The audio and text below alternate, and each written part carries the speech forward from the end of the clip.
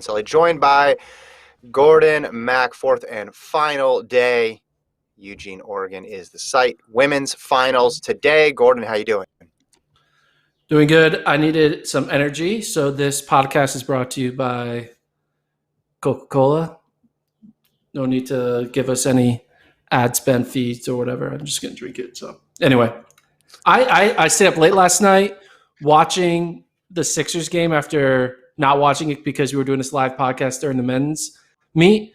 Luckily, there's no basketball going on now. I can be completely focused on this women's team battle and individual races that I'm really excited for. And I think the 4x1's about to go off. So I'm pumped. Let's do this. Final day, day 4, NCAA champs. Here we go.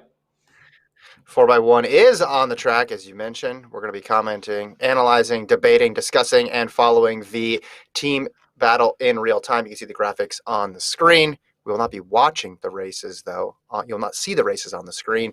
In fact, Gordon and mine's feed may not even be synced up, and your feed may not be synced up with us, but we'll do our best to give you some sort of timestamps so you know where we are at in the process of watching it. This first event features USC and Tanisha Terry, who are going to factor into this team race. Gordon, real quick, before we get into this 4x1, tell me about the team battle. Team battle can be much more entertaining than on the men's side. Men was going to be LSU unless something crazy happened like an earthquake. But here on the women's side, there's a lot of teams in contention. The favorites are Texas A&M. They're projected to win with 65 points. But then you have a bunch of other SEC schools and Pac-12 schools in that mix.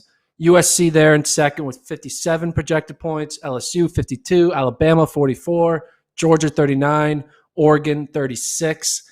I think those are going to be the 6 teams that have any type of chance to win, with the heavy favorite in A&M, LSU, and USC. But right now, A&M's in the driver's seat based off of projections.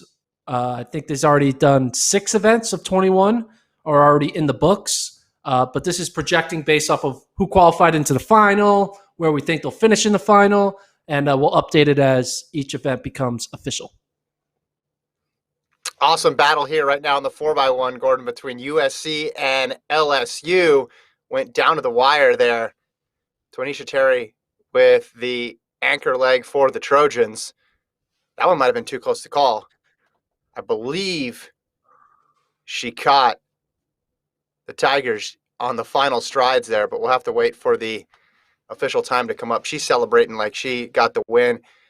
Oregon had an issue with the baton. They did not get it around, so we didn't get to see Kemba Nelson on the anchor. Well, actually, we are seeing Oregon now run it in after dropping the stick, I believe, on the second exchange. There's a lot of yellow on the track. USC's got a yellow kit. North Carolina A&T's yellow. Oregon's yellow. LSU is yellow. It's the yellow is the kit of choice right now. Yeah, and they're showing the replay here from 2 to 3 for Oregon is where it all went wrong. Baton was dropped onto the track.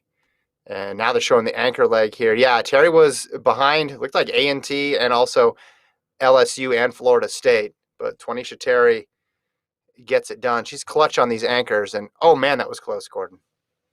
Just a little bit of a lean, and she's doing the motorbike celebration again. I like how she's stuck with that. She did that after the indoor title a couple years ago. It's becoming her trademark. 42-82 for the Trojans, 42-84 for LSU, North Carolina A&T 43-03, Florida State 43-06. There, how does that alter the team projections? I'm throwing it to you already because there were some teams that were in the mix in that race. Yeah, USC's closing in on A&M already. Right now, I updated the screen. The screen will stay updated as new results come in. But A&M holding on to a projected 6-point lead over USC. USC getting the win there. Definitely helpful for their cause to potentially win a team title with A&M in the driver's seat. So for Oregon, the issue was between Nelson and Reed. So Nelson did get to run. She was not on anchor. When they cut to her, it looked like she was standing in the normal lonely anchor position when everybody else takes off and your team has dropped the stick. But that's where the issue was there. Travis just quick with the gifts here. So she did get to run her leg. We'll see her in a bit in the 100, but misfortune for Oregon, just like we saw with Houston yesterday on the men's side. I want to ask you something, Gordon.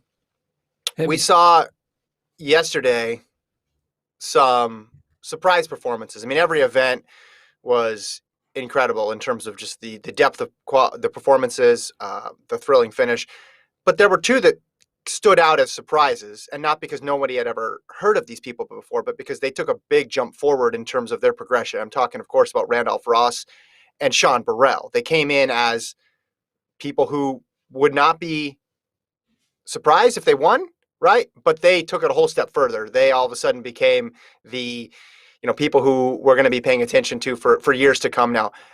On the women's side today, who do you think are potential candidates for that? Because I think back to 2019, Sha'Carri Richardson, she owned those championships, right, with that 1075. But coming into the meet, she was in a similar position as Burrell and Ross. She was just one of a number of people who could win that event. She goes out and not only wins it, but puts up an all-time mark. So that's a hard question because I really don't know who that person can be, right? Because a thing Mo doesn't count because she's already there. Right. Whatever she runs, it's going to be expected. And on the sprinter side, I mean,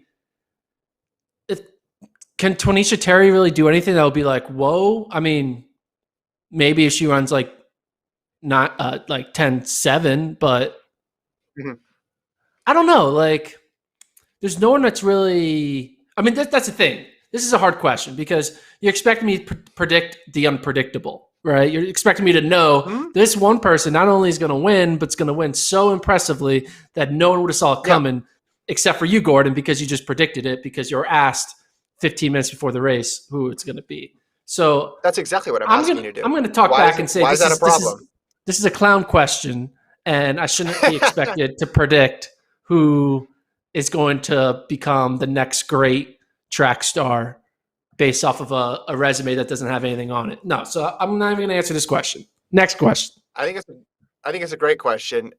Well, I'm looking at that 800, and I'm kind of curious because if you break 2 in the 800, you're in elite company. Only Athing Mu, Raven Rogers, Susie Hamilton, Alicia Montano, and Katie Waits have broken 2 in history of the event for the NCAA. And I think there's some women there who are knocking on the door of going sub 2. Again, it's somebody who is going to be a complete surprise, is going to be a stunner. Maybe it's Lori Barton. She's run 2 flat 0.7. Michaela Myers, 2 flat 0.40. Maybe someone like that cracks 2 minutes. And we're talking about them posting an all-time mark. But you're right. By its very definition, that's a impossible question to answer. If Courtney Waymick goes out there and runs 9:19, would you consider that a Sean Burrell / Randolph Ross type moment?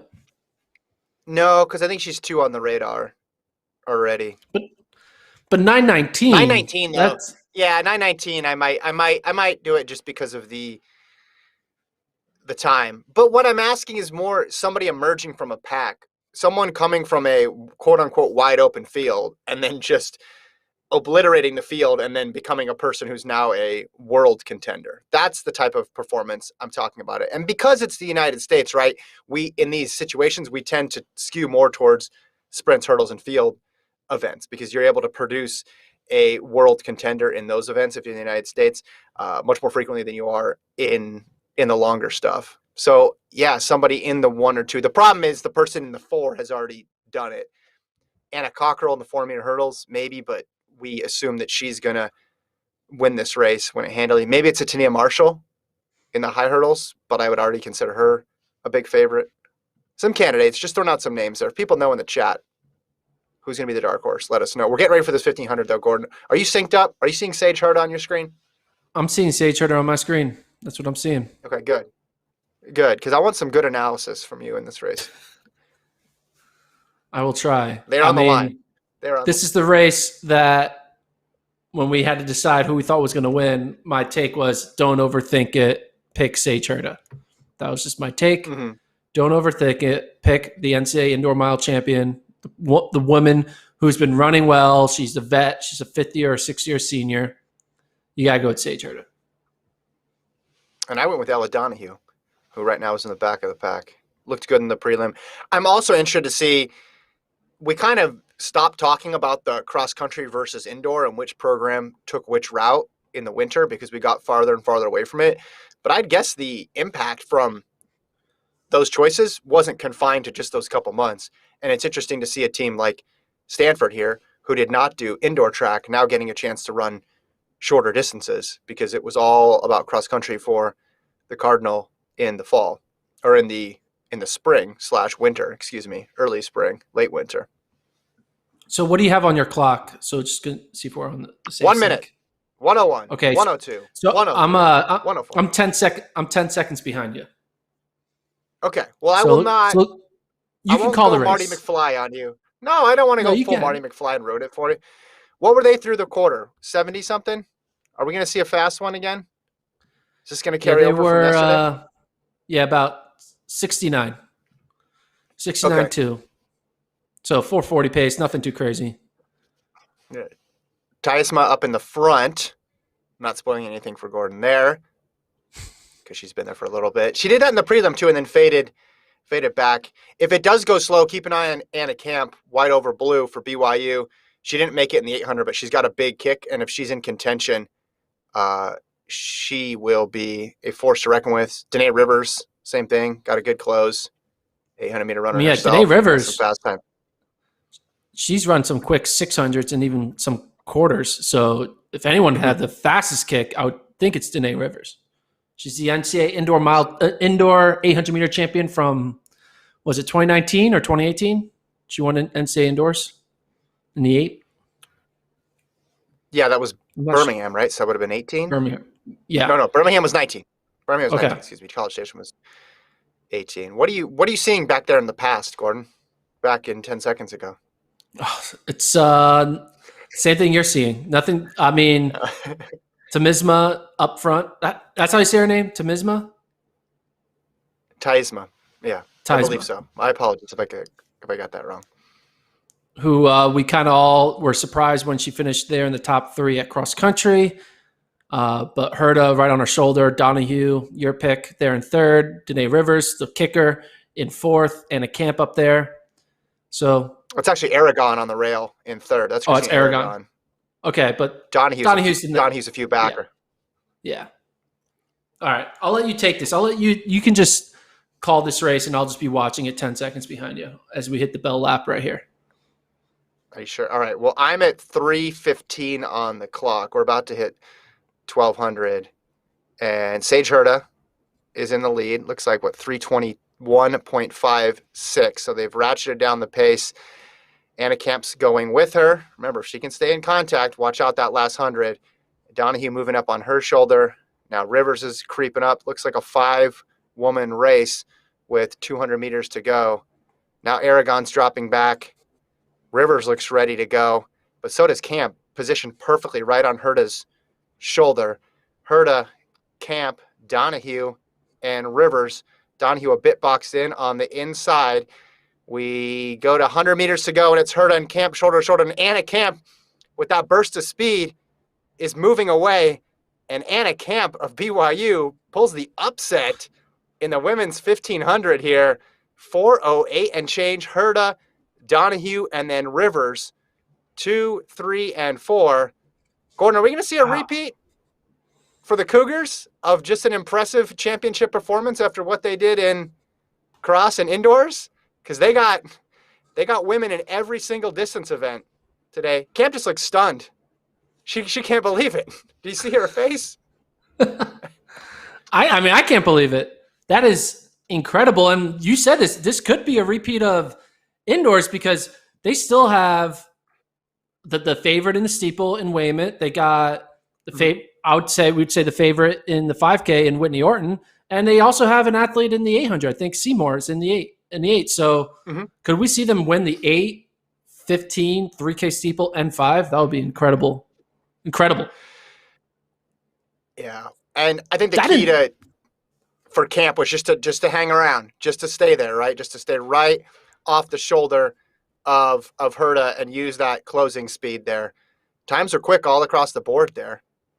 Herta 2 in 409, Donahue 409, Rivers 410, Chrissy Gear 411. Yeah, and camp, she actually entered in two. She was in two events, right? She was in the 15 and the 8. She was like one of the first ones knocked out of the 800, and then she comes Yes, back yes. and wins this Well, 1500. so interesting thing, especially when we're talking about BYU, because Camp, gets bounced from the 8, comes back, wins the 15. Orton got bounced from the 15, but is still in the 5. Those things might end up being blessings in disguise for the Cougars if they can get some victories, as opposed to having to double up in 2 events on Championship Saturday. Anna Camp, though, of BYU, it gets it done. And Gordon, team score update. Go. Yeah, BYU now moving all the way up into 7th place with 32 projected points. It's looking like you might need to crack 40 to be a podium team, maybe high 30s. So BYU, if they can keep it rolling, I mean, I think we have them projected to win the 5K and also win the steeple. So I'm not sure where else they can really get any more points. I guess in the 800 would be the final spot to get a few more points. But yeah, it's going to be tough, though. Good day for BYU. A&M still in the lead, 65, USC 69, and LSU 50 for your top 3. There you go. Colorado so has 2 women in that final there with Herta and DeGeneiro going 2nd and 6th. Yes, your question. So it's 5 o'clock here in Central Time Zone in Austin, Texas. And it's 5:20. You're 20 minutes behind. 5:20. What's the procedure for people who are joining us, watching us talk about it? But I want to eat food because I'm hungry because it's close to dinner time. Just mute your mic. Just mute your mic. I'll keep talking. I'm good at that. That's what I get paid to do. Yes. Go ahead. I got these little Lunchables. Do you know how to hit mute on your mic? Just hit mute on your mic and tell me that you're going to eat. I can answer some questions from the chat if people got questions or predictions. I can read some of those. Connor brings up a good point. He says, if you guys could say very clearly when you see the event start, that would make it easier to sync. And we will do that for the steeple, which is going to be the next event on the track, which is coming up in, it looks like 5 minutes time. So we'll see if Courtney Waymet of BYU, who is the favorite in the steeple, gets a little bit of a boost from watching her teammate Anna Camp win the 1500. Camp and Waymet were on the victorious DMR team for the Cougars indoors. So Waymet trying to match her and get a 2nd title this year. So we'll try to sync it. We'll tell you guys right when it starts. Although Gordon is behind me. So I guess we're going to have to say when I start and then when Gordon starts. And you can have forget it's a 2-screen. It's almost a 3-screen, 2-dimension, 7 feeds. One of them's lagging experience. It's just the ultimate design in technology here. That's how we do it these days. When's the next race start? Start soon? Starts in 4 minutes. 4 minutes. Yeah. Someone asked in the chat, super random, but was LaShawn Merritt trying to compete at trials? I saw he didn't have the standard. Yeah, he entered a couple of those meets down in Florida and maybe in Texas as well, too. And I just didn't think he got it. Another person I saw Shannon Roberry was not on the list in terms of competing. No Corey Carter. And no Shadrach Kipchirchir, who someone texted to remind me who was one of my picks for the 10K. So I will be revising those shortly. Ryan asked, can USC get the team title? Well, Ryan, you're in luck. Those are the projections that you're seeing on the screen. So right now they're projected to lose by 6 points. Those are not the actual scores. Those are the projections based on what's out there and what Gordon believes will happen in the remaining events.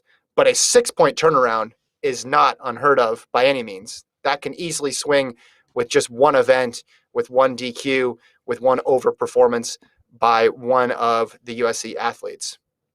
So if you're a Trojans fan, stay tuned. This thing is still tight, and LSU, I would think, has a chance as well. Yeah, I'm looking at. I think Merritt might be able to get in. I'm not sure exactly how many people get in the field, but I think. I mean, I could count one, two. I don't feel like counting, but if people scratch, Merritt could get in, which would be interesting. He's trying to keep that motor going. How old is he now? Is he? How old is Merritt? Early 30s, I believe. I could look up the age here. I mean, even if he makes it, he'd be a long shot to make even the final at this point. I mean, I get people are used to seeing him on the screen. 34 at this point, LaShawn Merritt, and he's a guy who's running a lot, right? In his prime, he was running a 400 every weekend during the season. I mean, he was competing all over the globe, running everywhere. So it's been a long career for LaShawn Merritt, and one where he has used every single opportunity, it seems like, to race. Could you see Hawker and Nagoose take 1-2 at the trials, seeing how fast they closed? I don't know if Gordon is still chewing, but I'll take that question right now. No. I mean, no. Short answer, no. Is it possible? Yes, I guess. I would put it at 1% or less than 1%. Close was impressive, 54, right, for Cooper Tier in that 5,000.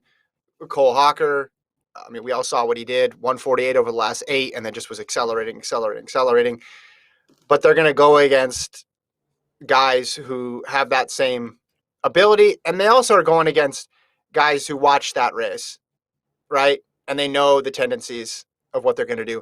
And I think particularly in the 1,500 where there's that extra round, I mean, the 5,000, there's a round too, but having that extra race in the legs, it becomes a different style of racing. So is it possible? I guess anything is. Likely, absolutely not. Could they make the top 3 in their Yeah. like if Hawker goes to the 15 and Tier goes to the 5? Certainly, you have to feel better about that proposition now than you did a day ago. You think Tier could make the 5K team? I mean, I'd be stupid to say he couldn't. If you close in 54 off of a fast pace already, I don't think it's crazy that he could make the team. But okay, hold on. I'm going to sync this for you. Steeple, they're on the line, and the gun is off. There you go. Hopefully that worked. Yeah, I mean, do you think it's impossible for him to make the team? I mean, I think he's what are the rankings of Cooper Tier right now in the like what are the men's 5K rankings right now? I mean, how many people are for sure ahead of him? I mean, there's a bunch of people for sure ahead of him. Chalimo, I'll put Lamong, put Fisher, put Kincaid. I would put I was going to say McGordy, but he won't be there. I'll put Jenkins maybe. I don't know, maybe not Jenkins. I don't know. Yeah, I mean, he's going to be in the top 8. I just see it to be top 3. There's just such a difference between to being top 3 versus top 8. Like, I can definitely see him make the final and finish in the 6 to 8 range, which is incredible for a college kid in a long distance event. All right. Camelli out front for Auburn. Waymert to the outside. Prowse on the inside. Norris outside of her. What are you looking for in the steeple race? This is going out. I mean, it's going to be tough to tell. It does not look like collegiate record pace so far for Waymert, just because everybody's still bunched together. And to be honest, we talked about Waymert trying to get the standard for the Olympics. She's going to have to run that time to finish top 3 in Eugene in a couple weeks. You're going to have to run under 9:30 if you want to finish top 3 in a race with Emma Coburn, Courtney Frericks, Colleen Quigley, etc. Yeah. But you never know. I mean, crazy things happen, right? What if all of a sudden... Oh, it would be great. It would be great to have it. Don't get me wrong. I'm not saying she's actively not trying to get it, but I don't think it's the end of the world if she doesn't get that standard. I think that race is certainly going to be quick. Heck, even the prelim will probably be pretty dang fast. But here's a question. Things have. If she were to run like the collegiate record in the trials next week. Is it a collegiate record? Well, it depends which list you're looking at because there's some track people who are very strict about when the season ends, and then others who say no. My thing was if you're wearing your college jersey still, maybe that should count. I don't know. I'm also cool if you say the college season ends at the NCAA championships and that's it because that's the season. Everything you do after that Yeah. doesn't matter. But then it's like But if when you're a is freshman going to be a sophomore and you run it, then you're still technically in college. So I don't know. Not something I get too excited about. Okay, so we are still bunched up.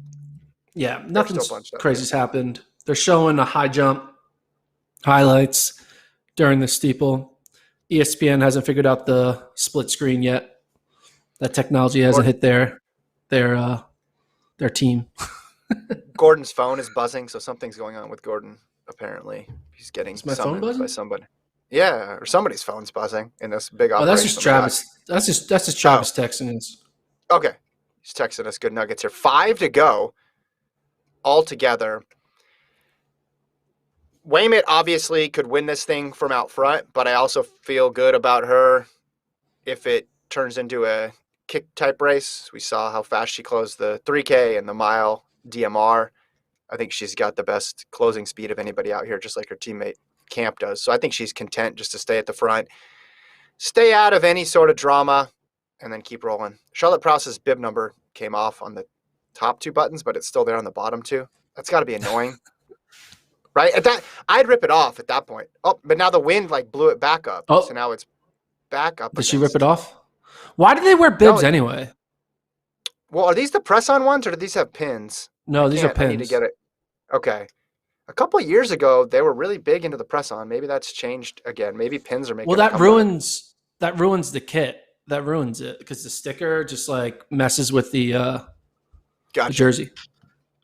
Okay, but counterpoint, pins, you leave them in too long, it gets rusty. And if you're lazy like I was, washing your jersey at the end of the season, by the time you turn it back in, it's all rusted and on all 4 corners. No, it's down again. Okay, yeah, so this must be a pin issue then going on. Yeah, I would rip it off. Maybe, I mean, she should not take my advice. Maybe you're going to get disqualified if you rip off your bib. But it would just be really annoying if you feel it going up and down and up and down. Less than 4 to go here, Gordon. Things are starting to stretch out a little bit. Kamelian, Weymouth, Norris, Prouse, Katie Rainsberger in the mix. Her first year steepling. Konieczek in there for Oregon. Everybody's still in the mix. Yep, no big change. I mean, a little bit of string out by the backpack a bit, but there's still like a group of 6 to 7 women up front. Norris, the Air Force woman, I think it's fascinating, like how she's hurdling these steeples, and she's clearly like 1.5 feet shorter than most of the other women in the field. So like the barrier comes up to like her waist in a way, like her belly button. It's wild how such a short stature she's able to look smooth going over the steeple barriers. 1.5 feet might have been an exaggeration, but I get your point there. She's definitely the shortest one. Maybe in the field. a foot. Yeah, maybe a foot. I don't know. She's had a heck of a season, man. Going back to cross country, she's been rock solid this year. I say going back to cross country, and that was in March. It was not that long ago, but all the 3 seasons in one. Looks like we got another escalation in pace. I'm at 6:15 on my clock here. Kameli, Weymouth, Norris, Prouse, Konieczek, Rainsberger look to be that's 6 away with a little bit of a gap. Think we could feel good about the winner coming from there. I say that, and then you look at the side angle, and there's still people hanging out on the back. Oh, looks like Weymouth slipped a bit on that water barrier. Are you still about 30 seconds behind me? Yeah, I'm going to try a different feed and see if that helps out. But yeah, I'm still 30 seconds behind you. That's all right. I'm living in the past, like a lot of my other, keep living in the past. That's what I'm doing. Like a lot of your friends, you're living in the past. Yeah. I think we're gonna hit 2 to go here. See, I think Wayman's confident in her kick, but I also think she's so fit right now, and she's run that 9:31, and she had that good close in the prelim that she might not want to let all these other women hang out. She might just put a little bit of a burst away. You don't really see steeple races, like they're always honest. It feels like there's a Yeah. rare sit and kick, not that I would call this sit and kick by any means, but you usually see the favorites at the front or near the front of these races. Looks like Konieczek's dropped back, but there's still a lot of athletes in this race. It hasn't really changed too much in terms of the positioning of the top five. Waymet's still on Kameli's shoulder I to mean, the you got to outside. imagine Wayman is based on the way this race is unfolding. It's not that honest of a race. She's clearly probably the most talented athlete in this front group of this field. You got to think with the lap to go, she's going to win, right? Is that what you're thinking? That's what I'm thinking right now. That is what I am thinking here. Her water jump, it's almost like she jumps like too far over. Like her foot is going a little bit past the top of the barrier, and she's not able to push off as far as some of the other women.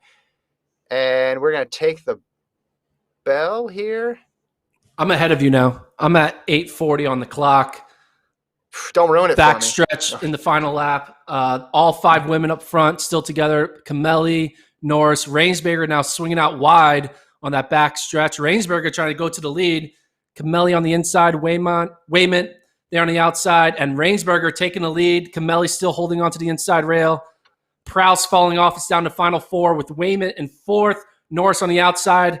Rainsberger hits the water barrier first. And Wayment kind of struggles there on the water barrier. Wayment falling off. It's Kameli, Rainsberger, and Norris, your final three, unless Wayman can get back in this. Coming up on the final barrier, who's going to take it? It's Kameli first to the barrier. Kameli and Rainsberger. Kameli trying to hold off Rainsberger, but here comes Norris on the outside. Can Norris get the upset? Norris on the outside, and Norris is going to take it. Whoa, Norris takes it in 9:31 with that late kick. Whoo! Wins it. I believe she took it. Well, I'll double check the results, but she does. She gets it 9:31.79. Kameli 9:31.84. Rainsberger takes third in 9:32.12. Wayment falls back into fourth, I believe. But Norris with the late breaking kick. She was in third place when she hit that final barrier. She was in third place with like 20 meters to go. She was in third place with 10 meters to go. And then she was in first place with a centimeter to go. What a run for Malia Norris. Oh my goodness. Woo!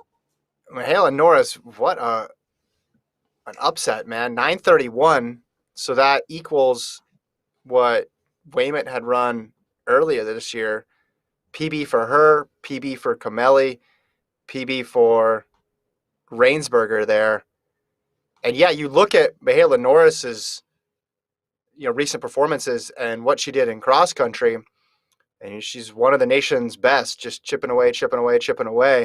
And when it came time for steeple season, she took advantage. Yeah, farther down on that list, you had Prouse get a PR, you had McCabe get a PR, and you had Jennings get a PR. So 6 of the top 7 get personal bests in this race. And I think the Wayman, I noticed it a couple laps earlier, the issue was the water barrier. It looked like she was losing a lot of momentum off of the barrier every single time. And then her last one, it was particularly difficult and totally threw off her rhythm. And then it was tough to get back at that point. And looking at this tweet now, Mihaela Norris is from Roseburg, Oregon. So not too far away from Eugene. So cool story there for her to take this steeple title. I mean, 2 upsets now, Gordon, in the 2 distance races that we've seen thus far. What's been the common thread in your mind? I mean, common thread is anything can happen, right? I don't know if that's a patent phrase, but anything can happen. I mean, Norris, you watched her compete in the B race, right? In cross country. Mm-hmm. She was in the B heat of cross country back in January, February. In February. And then now, a few months later, she's the steeplechase champion, beating someone who we thought was a heavy favorite in Wayment, who threw down all of her fast times on the indoor track. Rainsberger, who's the vet, who has been kind of consistently in All-American status after transferring to Washington and taking on Steeplechase.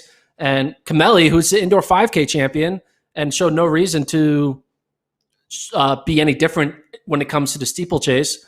And it was Norris, the underlooked athlete that no one was talking about. We talked about her a little bit during the race, but it's just great. I mean, you mentioned a few minutes ago, like, who's going to be the surprise type athlete, like, that we're not talking about. Well, this isn't a surprise with a world-class mark. Seeing Camp and Norris both win, like you said, is a surprise. And we could see, I'm thinking now, the 5K and the 800, we're going to see another name that we haven't been thinking about win those two races.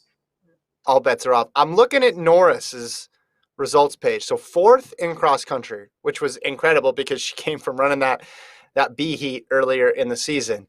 But this was her first year. Correct me if I'm wrong, Gordon, if you see some different stat. This is her first year running the steeplechase.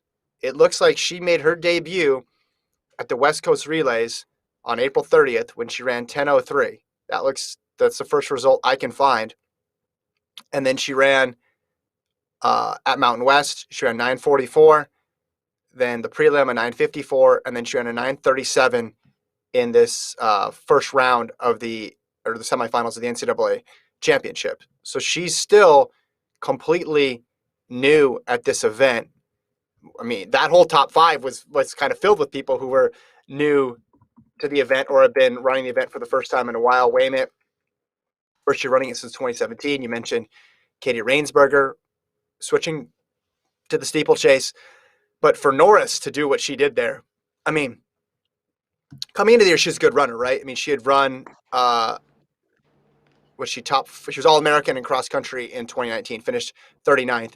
But then this March, she does that double, right? So she gets 4th in the 5,000 and then 4th at cross. I mean, she just puts herself in tough events and tough situations and prevails. That seems to be the thread going through Michaela Norris's career here. So she got 4th indoors in the 5, 4th in cross a couple days later, then decides to do the steeple, and then becomes an NCAA champion. Unlikely story. What are the odds you think that Norris can sneak on to the Olympic team? I mean, 931, that's in the same range as, Mel Lawrence, Leah Fallon, Marissa Howard, Val, Constantine. Obviously, it's not in the Frericks Coburn range, but with Quigley being an unknown, we haven't seen her race much since her 3K back in the beginning of the year. If Quigley's not herself, you have to think that third spot could become open. Could we see Norris be the making her steeple debut in 10:03, and then later that year being on the Olympic team? It would be incredible. Yeah, I see it as the tiers that you described, Coburn and Frericks, then the big question mark on Quigley. And if Quigley's in 9-teens shape or faster, then that's going to be the team, and we'll revert back to the top 3 that has been constant for several years now. But if she's not, then you have the whole 920, 930 club, of which there are several members right now: Constantine, Lawrence, Fallon, Howard, Weymouth, now Norris, Wilson. Like, there's a number of people who are going to have an opportunity to make that squad. Now, if, as I said before, and it bears repeating, if Quigley is, near Frericks or near the shape that she's been in before, this thing is going to be 3 away. It'll be an interesting race for 4th, but right now, without having seen her race, we just don't know. And in the meantime, these women, obviously in the United States, are ratcheting down their PRs, and you have new people joining the events. But yeah, if Quigley is in 9:15, even 9:20 low shape, you go with her. You like her. But in the chance that she has an off race or she's not quite prepared, there's women there right behind. And I thought Wei would be the best candidate for that because she runs the 9:31 in the debut. Okay, where does she go from here? But now you obviously have to consider Norris. And it's interesting, right? They both ran their opener in that West Coast Relays race, and Weymouth beat her by 32 seconds. Rainsberger beat her by 14 seconds. And then now, in June, Norris beats both of them. Things change very quickly in the sport. That's a remarkable turnaround. Very, very true. Very true. All right. What's next? You tell me. What is next? I don't know. I'm hitting refresh on this page. I have too many tabs open. I'm not a big tabs guy. Oh, we're about ready for 100-meter hurdles. We're about ready for 100-meter hurdles. And they're on the track. They're staring at the hurdles. We are seeing Anna Cockrell. Are we synced up or are you ahead again? I'm still seeing them. Now I see Anna Cockrell. Okay. So I'm a little behind, I'm not I guess. going to lie. You kind of ruined that steeplechase race for me. I'm not going to lie. But hey, okay. I'm sorry. Hey, you ruined some other things for me too. So it's it's okay now. I do want to mention, like we said in the podcast yesterday, the seats centered around this 100-meter start line are prime real estate to be on national TV. It's going to be fun seeing who gets to be the meme of the Olympic trials. So if you're watching this and you have tickets, go sit in those seats and you can become a meme. Hold up. Is lane 5 empty? Is lane 5 empty? Is Tania Marshall not in here? Yeah, it is empty. All right. What happened? Talk us through this race, Gordon. Okay. I don't know. Lane 5 empty. This could be Anna Cockrell's chance to potentially pull off the hurdle double. She's out there in lane 7. They are off. Akira Nugent looking good. Cockrell, though, looking strong out there in lane 6. It's Cockrell easily with a full 2-stride lead, and she takes the win. Does it stumble there in lane 3? She runs quick, 12:59 unofficially. We'll see what the time is on the clock. But Cockrell starting off her day with a win in her off event. You don't think of Anna Cockrell as a short hurdler. Just skips the interview. They try to get her to come do the post-race interview. She's like, no, I got to go. I got to get ready for my 400 hurdles. And she just smokes the field. You have to think, what could it have been if Tiana Marshall was in this race? Late scratch. But it wasn't even close. Cockrell just takes the victory by multiple strides. Trying to get the official result, 12:58 officially for Anna Cockrell. Big margin of victory, over 2/10 in front of Renia Jones in second of Central Florida, Kira Nugent, the indoor 60 hurdle meter champ, 12.84. Okay, we have an interesting story now developing, Gordon, with this. Especially now USC, I'm assuming, is closing that gap to first. And if we go back to the last outdoor championship, 2019, USC was in the mix for the title, came down to that 4x4, right? They needed a good showing in that 4x4 against Arkansas to secure that team title. And obviously, as they do seemingly every year, USC had a good 4x4 ready to roll. And there was a collision during Anna Cockrell's leg. The baton fell out of her hand, went to the track. USC was out of the race.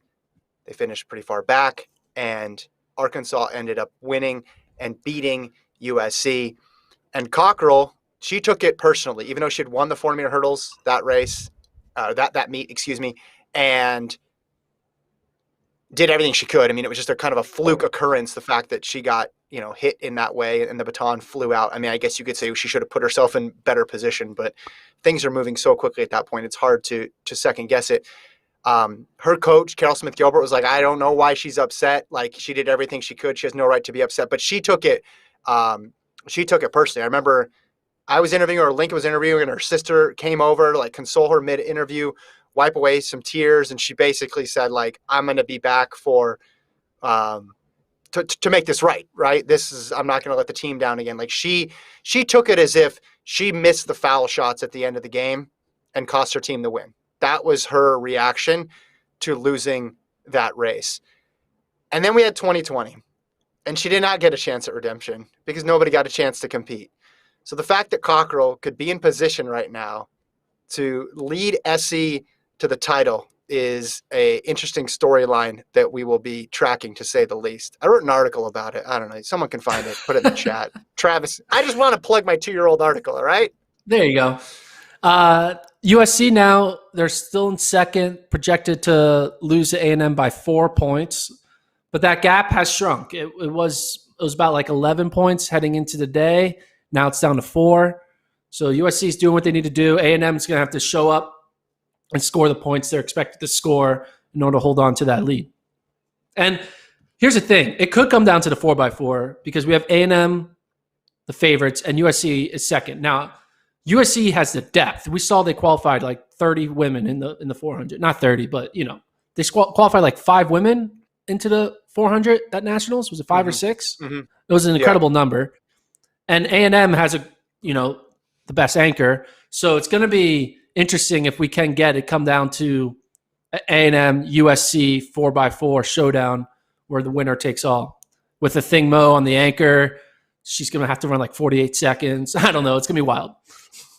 I'm excited. Okay. So I found my article from 2 years ago. By the way, I think I did a pretty good job with this story back when I used to write. I want to find the quote. Here's the quote from Cockrell because I want to put this in context. She has a lot of good quotes in this story, but she says, I'll go home and watch it like 4 times and cry, she said about that race.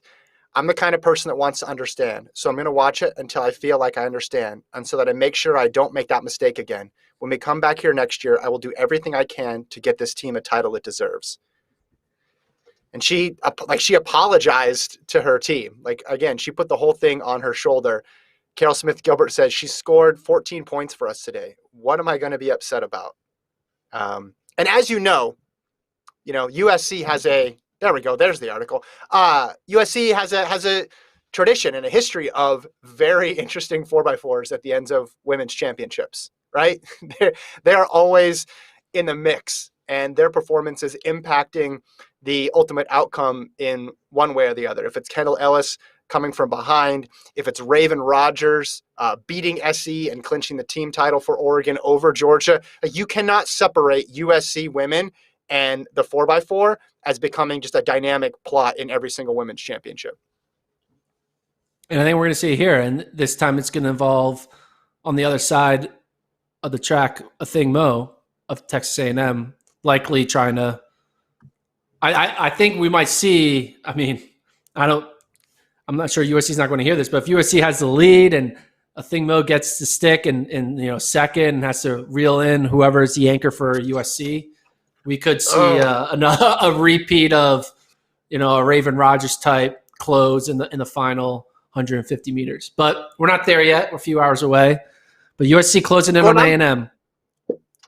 I'm fired up. I want to get there. Can we get to Eugene? Can we bend the time-space continuum? Can we get there? I am 10 seconds ahead of you, so I do have a way to be 10 seconds ahead of you, so maybe I can find a way. Now I'm all fired up. I looked at that article, and I just remembered how awesome it is to be there. And now you're seeing the storyline develop in front of our eyes, and we're just on YouTube.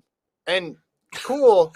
And I'm glad I'm hanging out with you, Gordon, and all the other people in the chat, but I need to be there.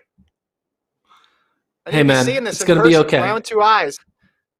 We've all been dealing with this for the past year and a half. It's okay. It's going to be all right. All right, women's 100 is on the track. You're right. We're a long way away from that scenario, but I just want to set people up to see what is actually possible here. So women's 100, Nugent, Thomas, Sturgis, Kirkland, Terry, Nelson, Clark, Steele, Barnes.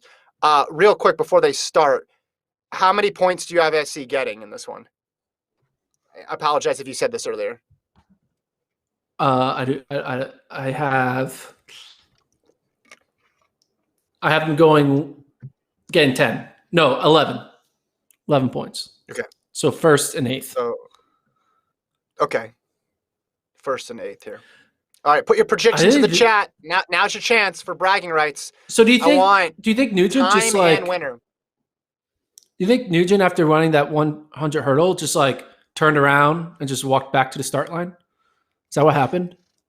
Man, if she won, the post-race interview would have been really cool because you'd have to just stay out on the track anyway, right? You don't need to go get your stuff. So you should do. It'll be awesome. Do the interview, and then while you're doing the interview, While she's walking someone back. comes on a loudspeaker. No, and then loudspeaker, someone's like, Miss Nugent to the start line, Akira Nugent to the start line, and you're like, I'm on live TV. You guys got to hold the start of the race, and then finish your interview, and then just walk back. It would be the ultimate power move there if she had won it. This is, Right. I mean, you can't have a bigger double when literally the races are back to back. Like, yeah. Oh man, it would have been cool if Maybe she would it's have won and then come back and win this. It'd be like, well, that's dominance. well, yeah. They're not giving her any breaks in the schedule. I would be interested to know. Maybe it's better that it's just bang bang versus 30 minutes. It's like a workout. I mean, I'm guessing they've simulated this in practice and just gone from one to the other. All right, predictions in the chat. Put them in there. People are saying TT, a lot of TT, 10-9. Tanisha Terry's pigtails are fire. Can't miss it. I'm telling you. All right, you got this one, Gordon? You got it. You can do it. All right, they're settling into the blocks. Terry's in 5. Nelson's in 6. Remember, Sturgis and Tamara Clark are the other 2 women under 11 seconds this year. They are being called to their marks on my feed. I want to make sure everybody's with me so I don't give any spoilers. I guess you could always mute me.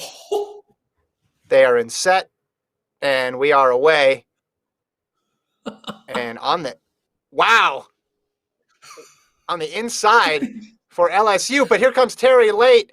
Oh, it's going to be. Whoa, hold on. A&T, sorry. Sturgis, what? What just happened? What just happened? You tell me, man. That is insane. 10.74 collegiate freaking record.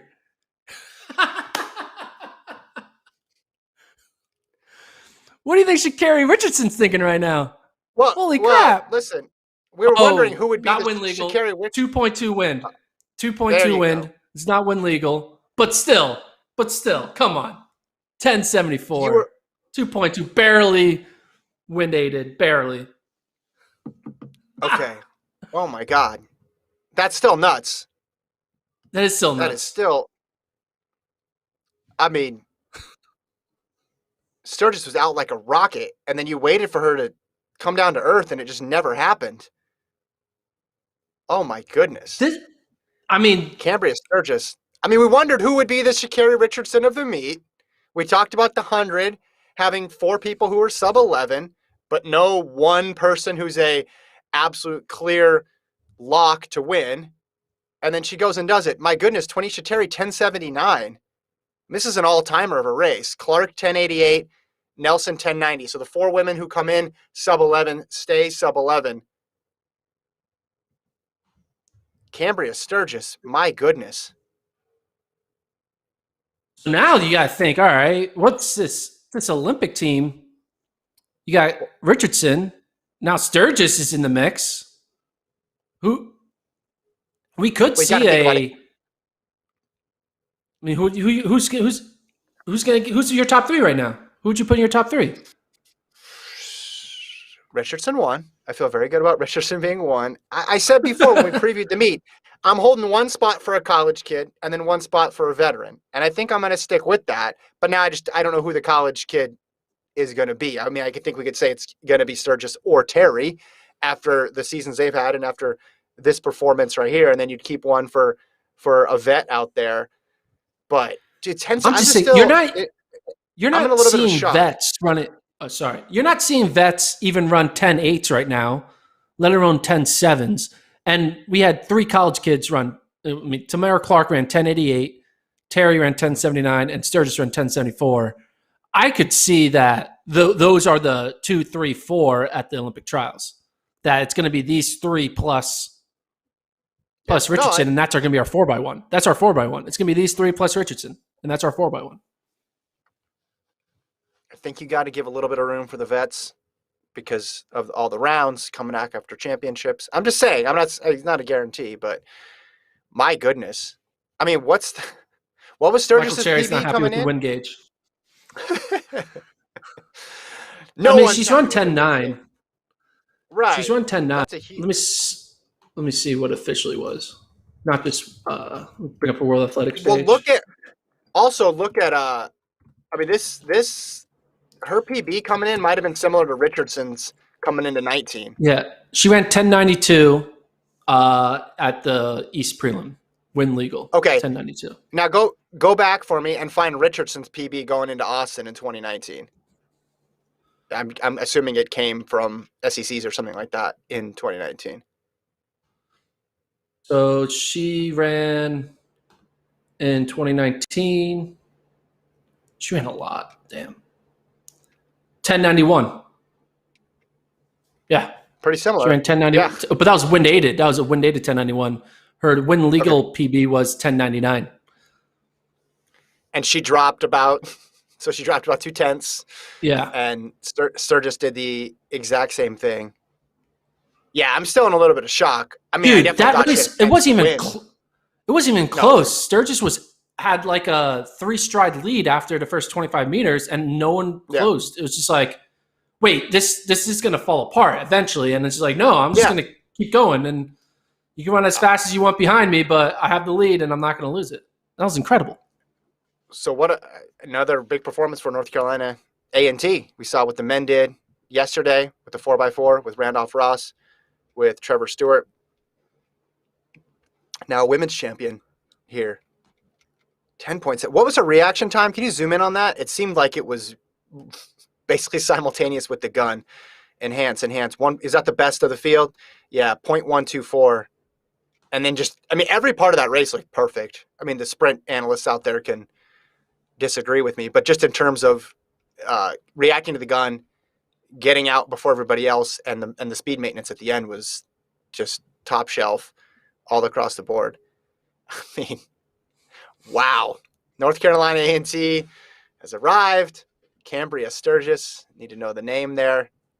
That was incredible. Team implications here, Gordon. So SE got 8 from Terry, and they got 2 from Lene Tava Thomas. So you had him at 11.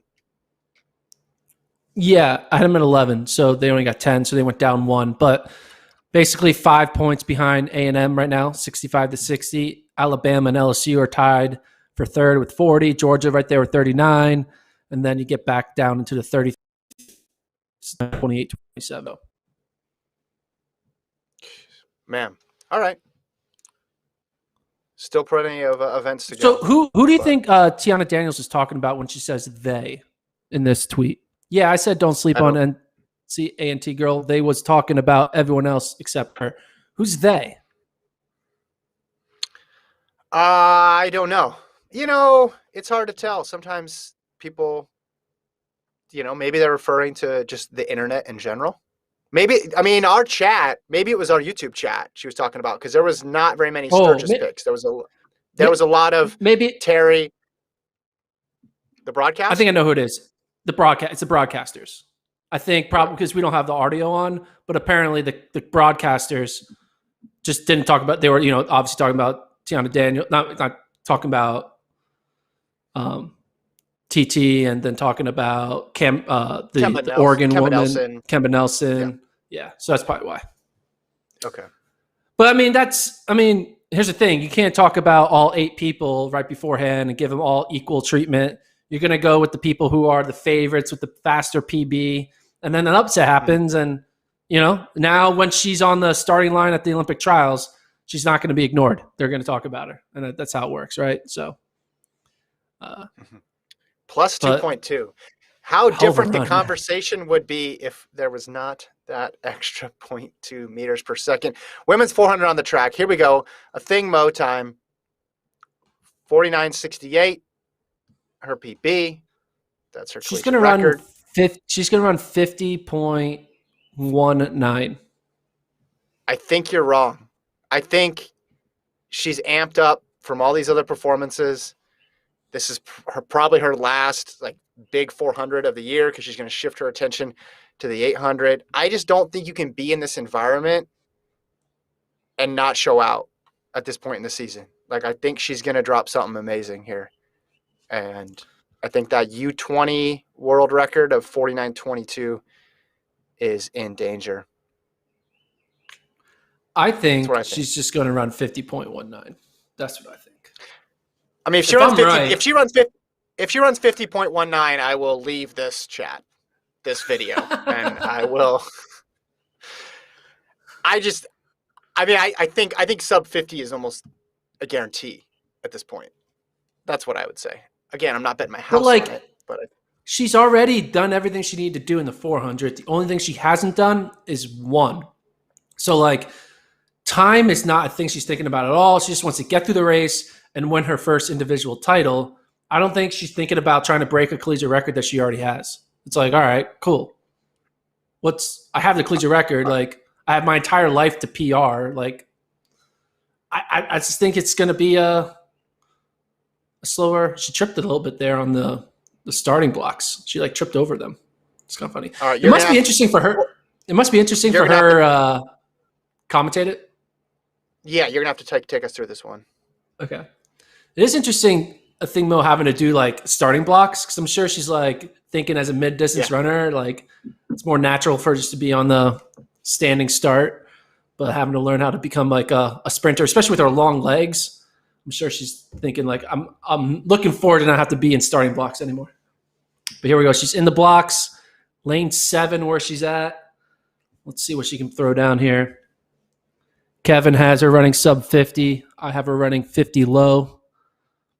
Obviously, we both have her taking the win, but can we see another upset? We've seen some crazy things. Sturgis won.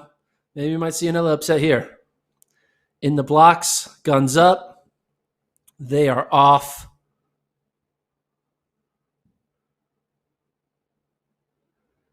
Here we go. A thing Mo with a big move there in the first opening 150. Makes up the stagger on the USC athletes. So everyone kind of where we think they would be here through the first opening 200. She hits 200 meters in about 22, 23. USC, though, looking strong there on the outside. But a thing Mo in control of this race. No one really near her right now. 33 seconds now on the clock. She's going to hit that final 100 meters with a clear lead over the field. Not even close. Can Texas close on her? I don't think so. A thing Mo. She is clearly the class of the field, not just a class of NCAA, the class in the U.S., maybe even the world. And she runs, oh, you were right, Kevin. She just ran even quicker. 49.5 unofficially. And it didn't even look like she was trying. Man, could that be her final 400? 49.57. Another collegiate record. She did what I didn't think she would do, but she jogged. That was a jog. She jogged a collegiate record. It was even funny how smooth she looked. 49.57. She beat the field by over a second in a 400. Second place, Talitha Diggs of Florida, 50.74. Two women broke 51, and Kyra Constantine and Diggs. But 49.57. Is this the last we're ever going to see of a thing Mo running the 400? Man, I get I hope she's not. focusing on the 8, but I hope that she doesn't say goodbye to the 400 just yet. We need her at least in the 4x4 at the Olympics. We need her there. Come on. I was wondering how fast would she have to run in this race for her to be like, maybe I should have entered the 400 at the Olympic trials. Because if she ran 49.1 and you're like, okay, well, is it too late to go? Can I edit my entry? Can I go back in? You're right, Gordon. I mean, this thing wasn't close, and she's used to running out front. I don't know how much competition would have helped or hindered her, but I mean, she went all the way through, leaned at the line, no early celebration, so she took off another 10th or so from her collegiate record, so it makes it harder for whoever the next person is coming along. But yeah, that's right in line with what I thought she could do. I thought maybe the U20 record of 49.2 was possible. And I gotta say, I mean, if you're running the 800 at the U.S. Olympic trials, I think you see that and just like, oh man, this is what we have to contend with. Even though it's not the event that she ran in the 800, but you're just probably wondering in your head, well, what is she capable of in the 800 if she's putting down these sorts of times in the 400? And Kevin, I know you're looking forward to the end of this meet with the whole USC versus A&M, and it's going to get juicier because USC is now in the lead virtually projected wise with 66 points to A&M 63 because USC low key went 3-4-7 in that race. A&M went 1-5. A&M's other freshman, Cherokee Young, I thought would get third. She falls down to fifth. So two USC women beating her has propelled USC now as the favorites heading into these final events. Mm-hmm. Yeah, and a great run for Diggs, PB from Florida, freshman. Kyra Constantine, the senior from USC, gets a personal best in that race as well. Stacey Ann Williams, who came in with the number 2 time back there in 6. But yeah, good performance by the Trojans to go 3-4-7. But the story is a thing, Mo, as it's been all year, another collegiate record for her. And we haven't seen a runner like her recently. The 4-8 combo is just a rare thing in track and field. It's only been done once in terms of getting the gold at the Olympics. It's only done once in the history of the World Championships, and that's men's and women's combined. One man has done it, one woman has done it. That's it. That's the entire list. And I want to echo something you said about a week ago, which is I hope she continues to do both in the next stage of her career. And I know oftentimes it's out of the hands of the athlete because of how major championship meets are scheduled. But we just hope that this is something that she could continue to do because she has a set of skills for these 2 events, right, that is so rare, and she should have the opportunity to pursue gold in both of them or medals in both of them. 100 and 200 meter runners can do it. 5,000, 10,000 meter runners can do it. But it would be great if they can make it work so that this star in the sport has the opportunity to continue to do both. And yeah, just a scary amount of speed that you're bringing to the 800 when you're running 49.5 in the quarter and winning by that margin. Over 1.15 seconds, 1.17 seconds. I can't even do the math. It was a lot of seconds. That's what she won by. So many seconds. It's crazy. I'm excited to see her in this 4x4 now because it's going to come down to it, and she's going to have to go to the well, and maybe we could see potentially one of the fastest 4x4 splits of all time. There's a 4x400. I'm Googling splits fastest. There's a website that keeps track of 4x4 fastest splits. Yeah. Do you know who keeps track of that? I don't know. I always wonder about that stuff. Like how accurate it is, or how accurate. I mean, they're fun because we're always like, that's the 7th fastest 4x4 split ever. But I mean, how many meets have accurate 4x4 tracking? My favorite 4x4 splits are from a random coach at a dual meet in high school who yells something that's probably off by about 3 seconds, but everybody gets excited about. And then the poor kid who runs third leg, it's like, well, what was my split? Don't worry about it. We didn't really figure that out. Too much work. Well, the fastest split in U.S. since 2015, so unless someone's run faster since then, is Allison Felix 48:01 from 2007. Wait. So. Wait. And you're talking about wait, say that again? The fastest American 4x4 split. Oh, it's 48:01. Felix, you said 47. Yeah, not on the corner on this list. Maybe the list hasn't been updated. What meet are they saying? Osaka Worlds. So Felix, 2015 Worlds, 47.7. 47.7 split. She didn't run anchor. That one is stuck in my head. I remember that one. Yeah, I'm Googling right now. 47.7 split. Yeah. Because it made my best splits of all time. Yeah. 47, 72 in 2015. Yeah, you're right. Yeah. That's nuts. If you haven't watched that race, watch it. I mean, I have many, what ifs in the track and field world, but one of them is if they had her on anchor, what would have happened? Because they lost the race. She split 47.7 and they lost the race. And it would have been amazing to see what would have happened if she was chasing on that anchor. Yeah, they lost to Jamaica. Yeah. So, did they have Yeah, the Jamaican anchor Williams Mills split 49-1.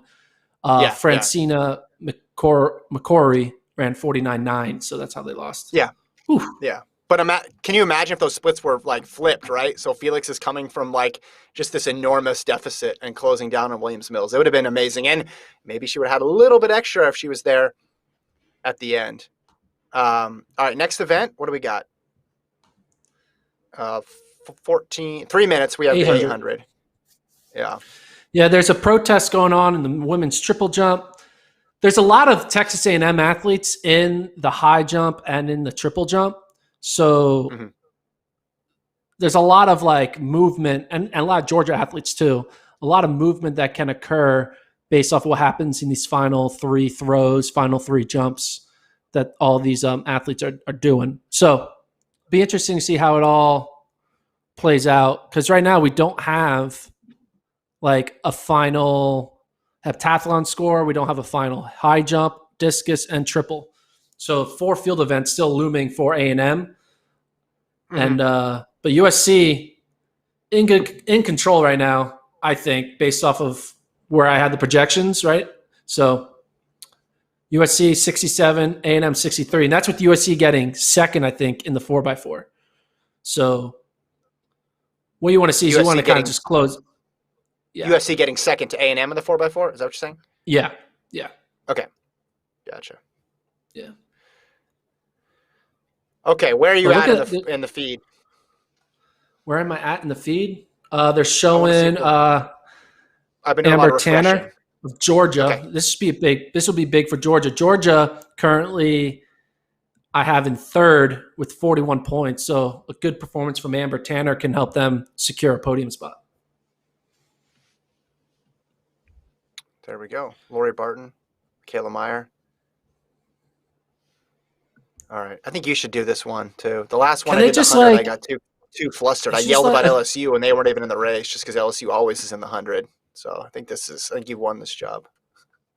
How great would it have been if a thing Mo was like, I'm going to run the 800. She's like doing her victory lap for winning the 400. And then they start the 800 right when she starts her victory lap. And she says, screw it. I'm just going to run this 800. I don't think I'm never betting against her in anything, but I would bet against her in that. Yeah. The laws of aerobic capacity still apply to her. Oh, it looks like there was a yeah, we got 10 athletes. Yeah, apparently there was a protest and we got a 10th athlete in there. Roommates out in lane 9. I wonder what the reasoning was. Well, there's definitely a vast difference of the way people are running this opening 400. You see one athlete going all the way back, going really conservatively, and the rest of the field going up. That's the Virginia Tech athlete, Butler, all the way in the back. But it is Arkansas, Georgia, Virginia up front through the opening 200. We'll see where they stand through the opening 4. Arkansas athlete's an interesting one. She's like a 400, 800 meter runner herself. Shafiqua Maloney, who's been running the 400 basically her entire Arkansas career, now moving up in the 8 and able to run with the best of them as she takes them through the opening lead.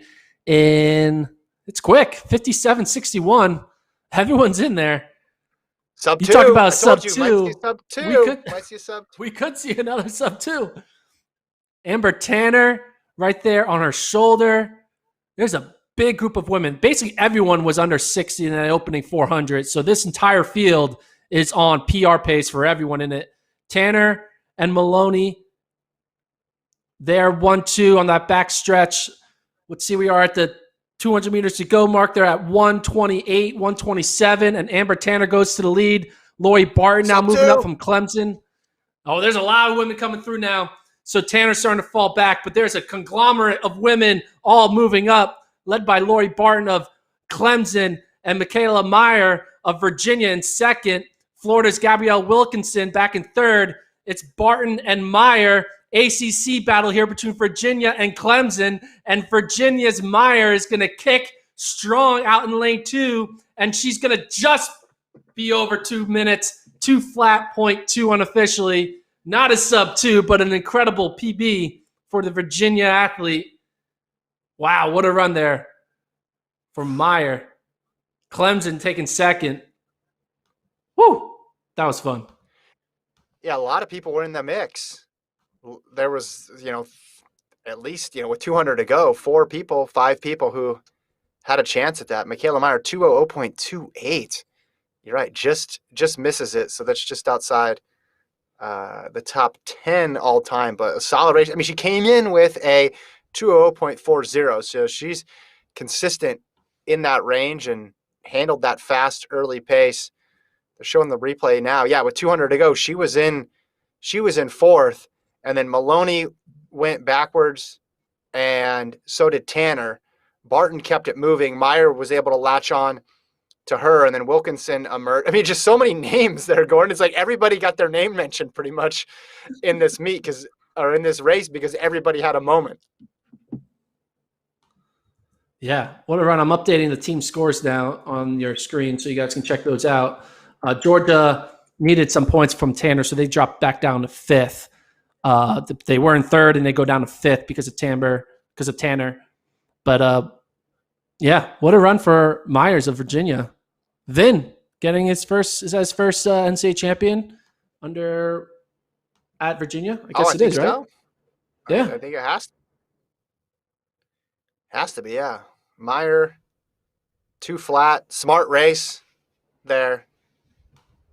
I mean, maybe since it is Vin, maybe a little Andrew Weeding in it with the kick, with the come from behind, with the strong last 200, the build. Maybe he's spreading that over there in Charlottesville. All right, comment in the chat. We got a couple races left. You can see the live score. Those are the projections. The events remaining: heptathlon, high jump, discus, triple jump, 4-meter hurdles, 200, 5K, and the 4x4. I think we both missed on that prediction. I think one of us had Barton, and then the other one had someone had Barton. What was the other pick? Remind me. Seymour, maybe? I don't know. No, Barton and Tanner. Excuse me. I had Tanner, and then you had Barton. Neither of them get the win. 4-meter hurdles is up next, so a chance to see Anna Cockrell, but that's not for another 8 minutes. I'm waiting for these field events to kind of come in and finalize, but we're having these protests going on. Like the fourth round for the triple jump is now finally just getting started. Okay. Like the whole protest situation. Is this going to continue? Like, is the meet going to end? And then there'll be a half hour of just triple jump before everything's going final, like what happens sometimes with the pole vault, because they start the pole vault late, and then there's one person who just keeps putting the bar up, and then you can never leave the track meet, and you're like, guys, we need to finish till the pole vault's finished. And then you got one kid who just keeps. You got to think by the time the 5K is over, they got their stuff under control. I'd hope so. Put questions in the chat. Travis, you can text us. What should we talk about here? We got some minutes to burn here before the 4-meter hurdles takes off. Is there any mark that Anna Cockrell could run in this 400 that would make you think, because 400 hurdles on the U.S. side, it's McLaughlin, it's Muhammad, it's now Little, Spencer's still in the mix. Is there anyone that what would she need to run for us to be like, I could see her being top 3? What would you want? What would she need to run? Well, I think at the minimum, nothing she could run. At the minimum, I think she'd need to run sub 54. I think that would be the minimum.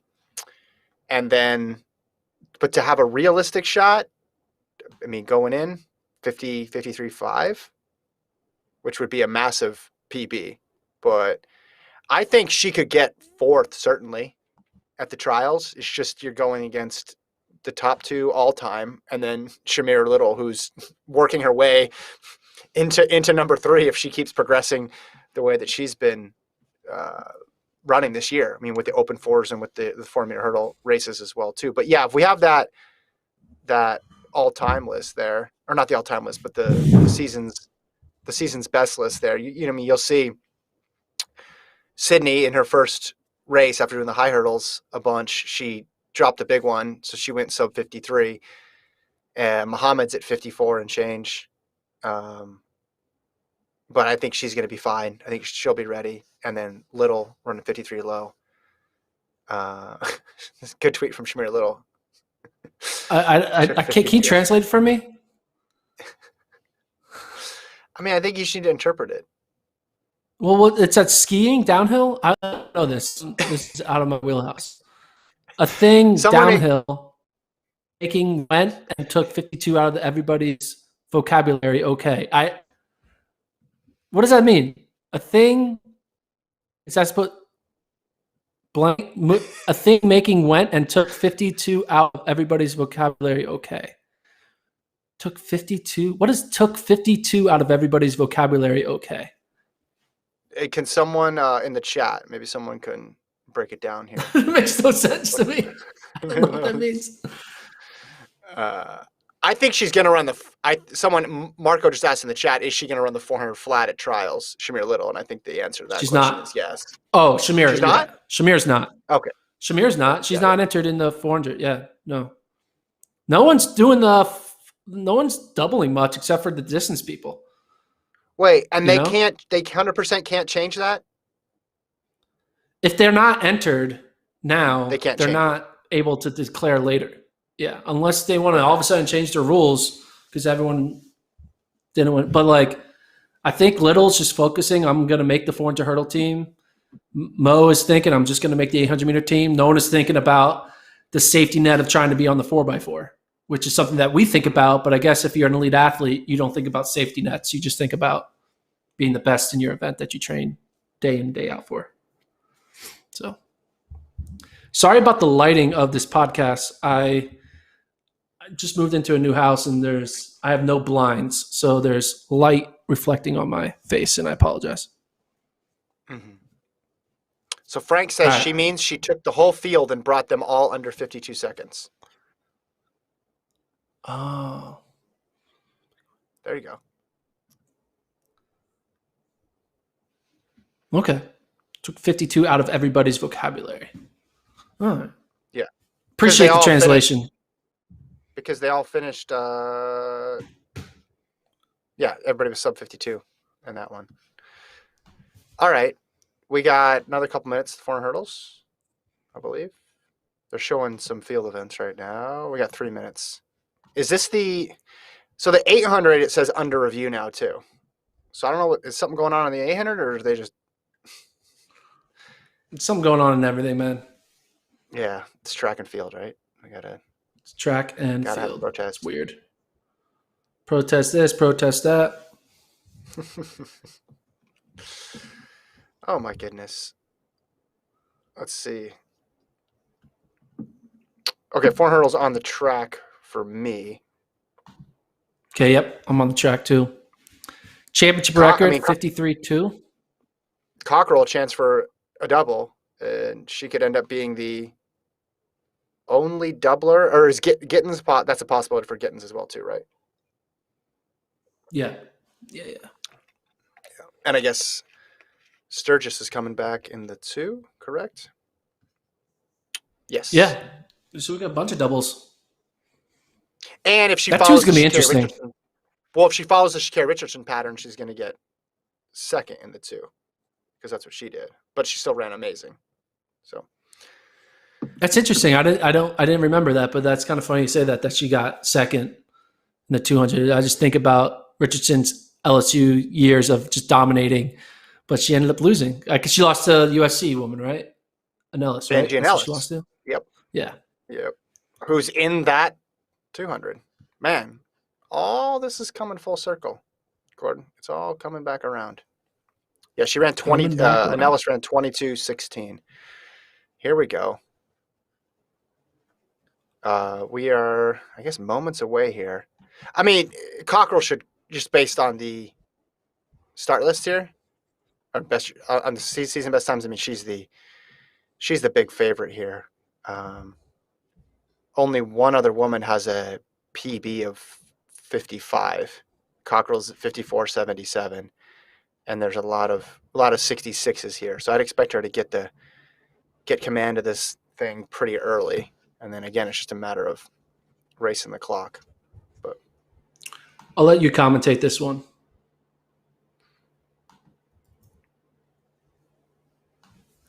all right, I'll do it. I mean, it's going to be a lot of. I'm guessing it's going to be a lot of. I'm guessing it's going to be a lot of Anna Cockrell here. 55. Andronette Knight of Virginia is around 55.75. Yeah, so USC, I'm assuming you have them in for 10 on this, correct? Yes, I believe I have that as the result. Correct. I'm just double checking. You never can be too sure with your That's rankings. fine. No. You're like, at an indoor meet, she got 8th, and I don't believe it anymore. So sometimes you have weird formulas here. No, I got accurate formulas. Come on. Okay. They've never been wrong. Just ask Florida. Just kidding. All right. Let's get this thing going here. Hey, there's Siobhan Harrison.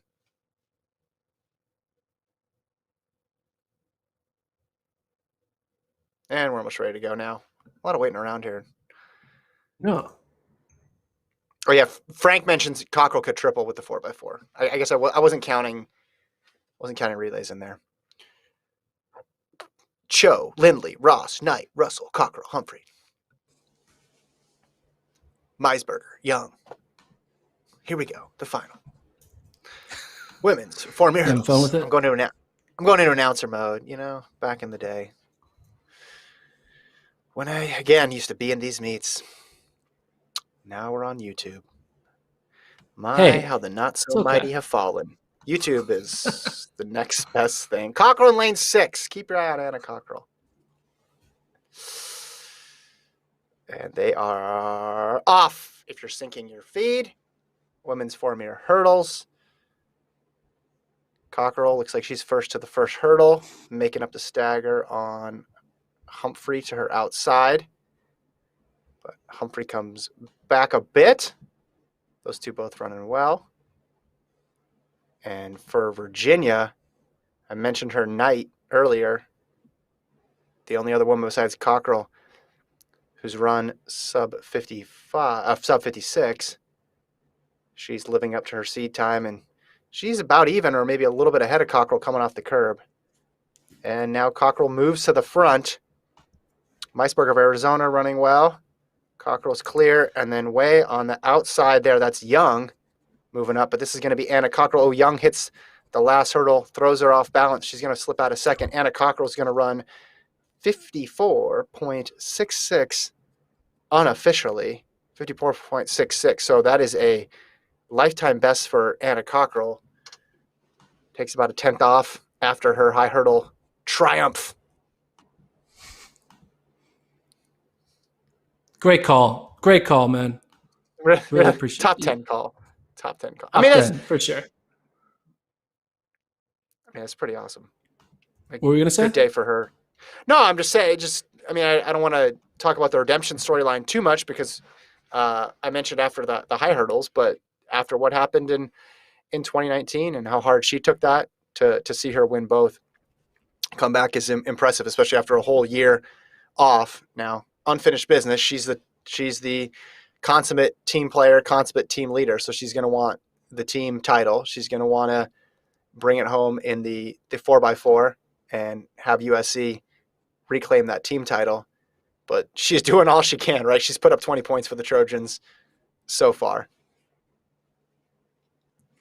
Yeah, and you look at the team projections, USC now with the commanding lead of projected to be 71 to A&M 65, Alabama 40, Georgia 36.5, and BYU back up in there in 5th with 30. That's assuming BYU's Orton wins the 5K that gets in the 30. But the USC A&M, USC's having a bigger lead than we expected. You might see that kind of shrink a bit if Tanisha Terry doesn't do too well in that 200. But right now, 71 for USC to A&M 65. There you go.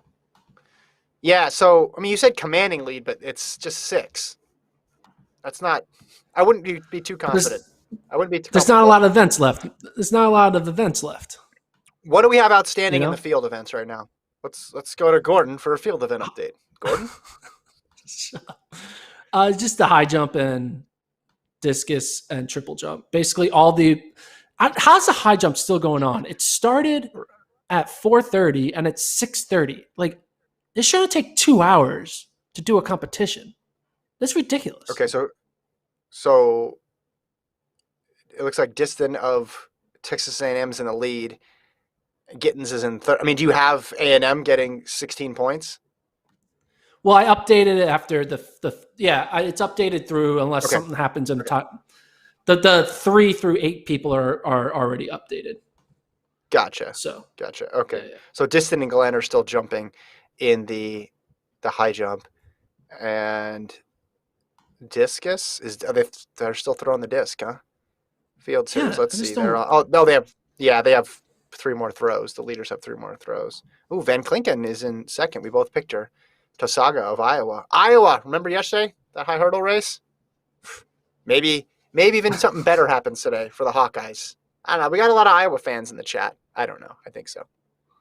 Maybe, possibly, potentially. Okay, so SC, you're projecting a 6-point win right now. Man, this is like at the back and forth. It's like election night, except way less consequential for the world. You need to get a board next time we do this. Like, no, you need like a legit, like an actual board. Like, it'd be cool. Not just like a whiteboard, but like an actual board where you like put the number in and then it changes, and then you can be like, and then here's this other scenario, and then you go boom, boom, boom. Like, that would be cool. Like, I don't know if it would just be a matter of blowing up your Excel spreadsheet and then doing it, but I feel like you need some sort of touchscreen technology. And then we can call you Steve Kornacki Mac. That's what we call you, Gordon Kornacki. And you can wear khakis. You can roll up your sleeves. You can get all sweaty, and it'll just go on and on and on and on and on into the night. All right. So next on the track, for those of you wondering, in 4 minutes is the aforementioned women's 200. All right. So Sturgis, we get to see what she does after that 100. Whew.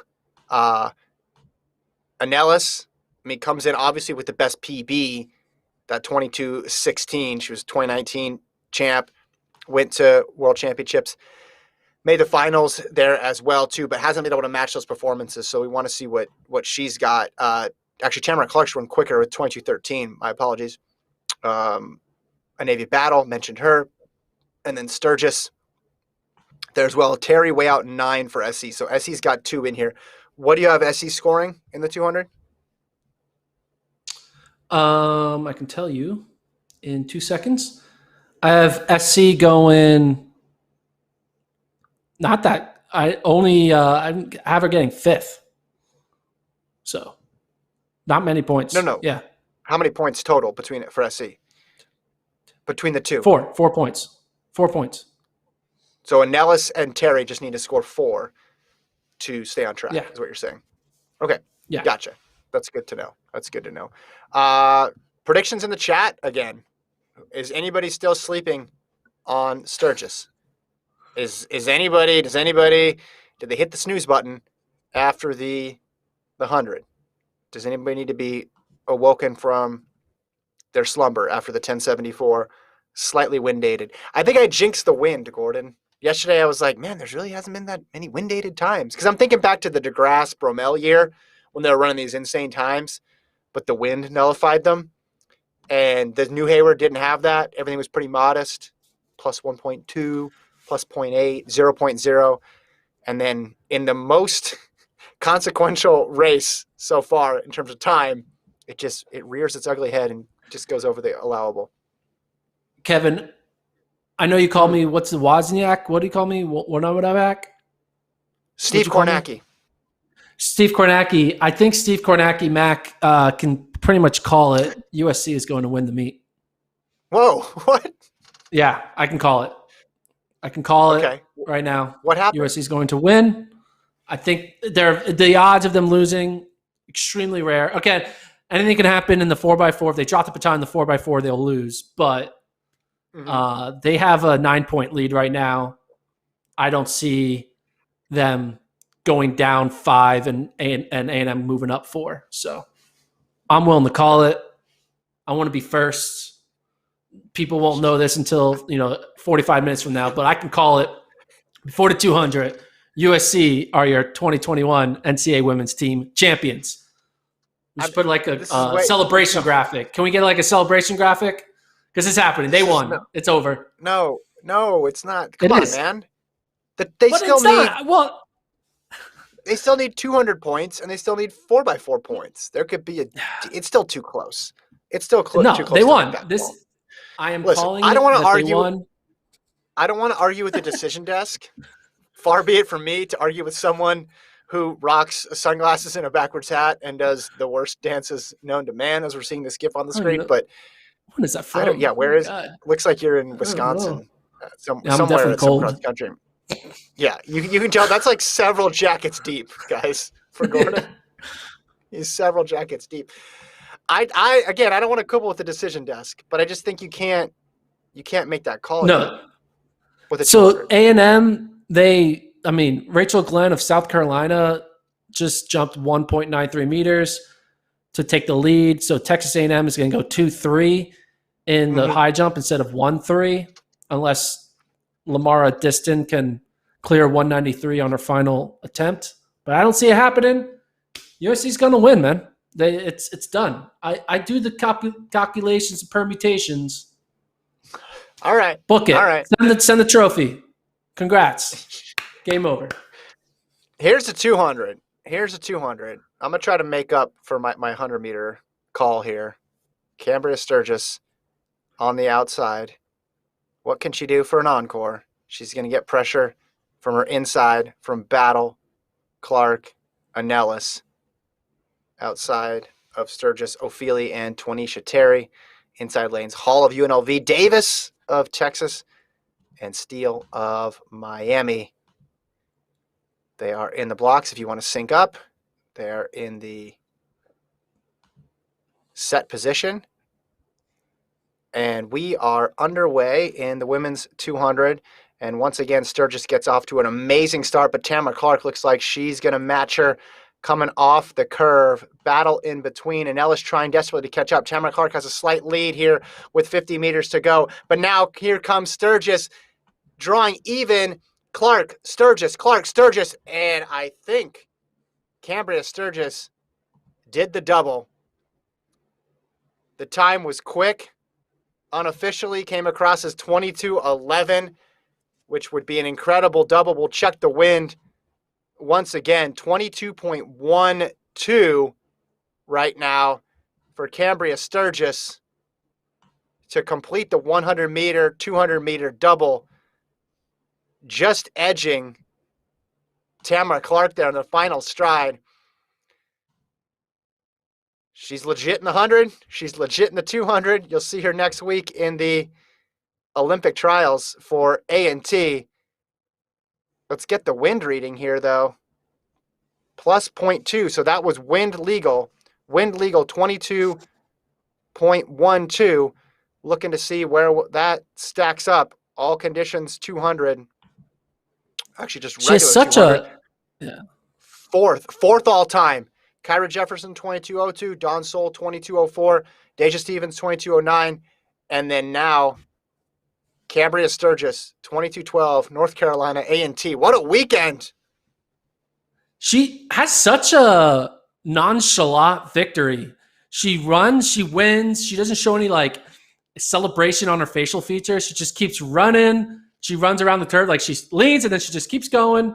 No smile. She's like, yep, I won. No big deal. She is a gamer. And we talked about who was going to be the Randolph Ross / Sean Burrell. It's 1,000% Cambria Sturgis. Yeah.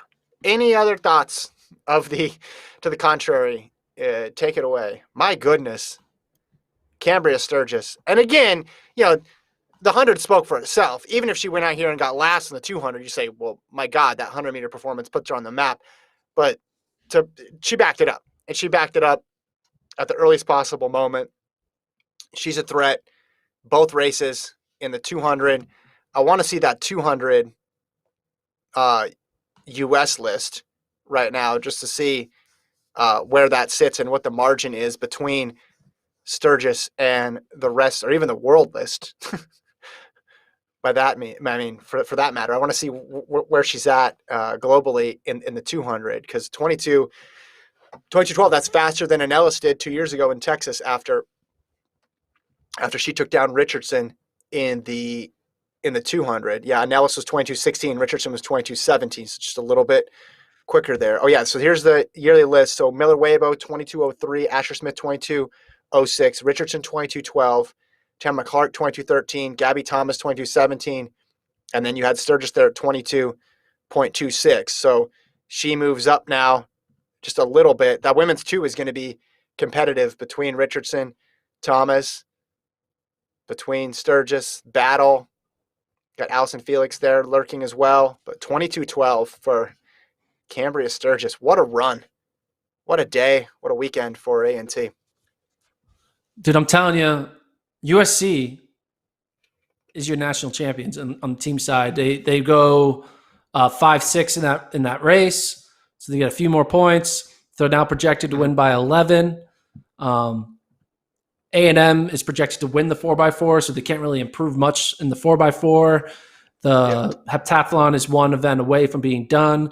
Discus and triple jump are closing in. USC is going to win it. I feel more confident about that projection now. I feel less likely to argue with the decision desk after that 200. What changed? What changed? They didn't even run that well. They went 5-6 in the 200. They got across the line, but they got the 7 points. They got across the line. There could have been a DQ. They could have gone, they have 9 people, so it's possible not to score. And they could have gotten 1 point out of this instead of 7. And then, we've seen the 4x4 go haywire as well too. So there we go.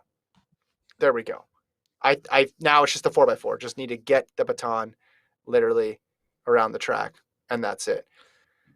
I mean, Sturgis she stole this meat. She stole the headlines from. We still got a couple of events left. Now, listen though, Mo, a bit of a victim of her own success. She broke the collegiate record, sure. But we say, oh, it's a thing, Mo. But just the double here from Sturgis, and the fact, again, she's in a pack, just emerges from that pack, puts herself above the rest of the NCAA and inserts herself into the global conversation. That's what makes it so special. That's what we're used to seeing at NCAA championships, sometimes from people we expect and sometimes from people we don't expect at all. If I told you going into this meet what Sturgis just did, Twanisha Terry actually did it, I mean, you'd be like, oh, okay, I could see that happening. Or, Kemba Nelson did it in the 100, or Tamara Clark did it. Like, it was not a shoo-in that it was going to be Sturgis's stage. She grabbed it from everybody else out there. And again, with 1 week to go until the U.S. Olympic trials, she is the hot pick, I think, right now for the U.S. team.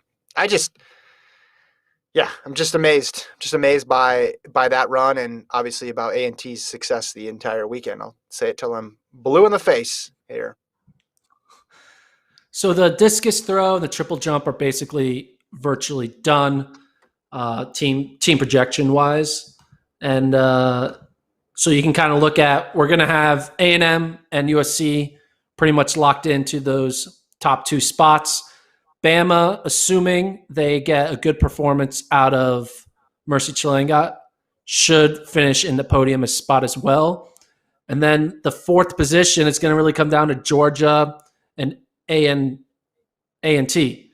BYU, I don't think is going to be able to get up there. It's 4th. Georgia has a lot of points already locked in.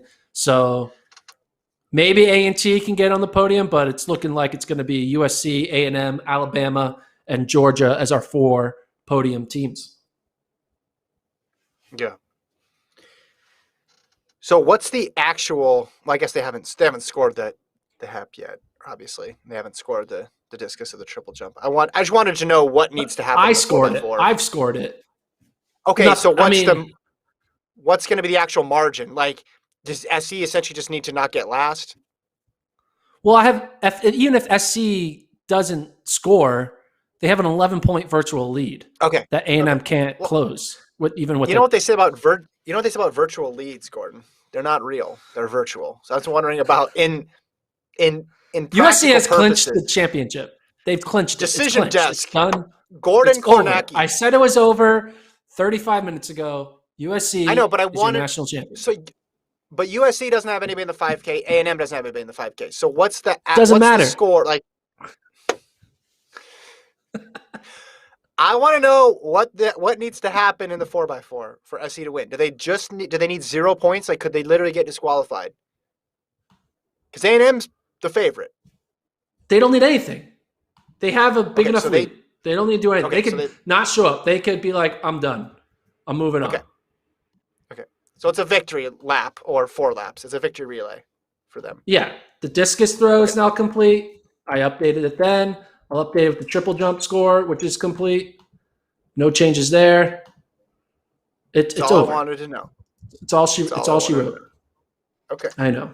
Gotcha. This is a real simple question, but I guess. What could happen? This could happen.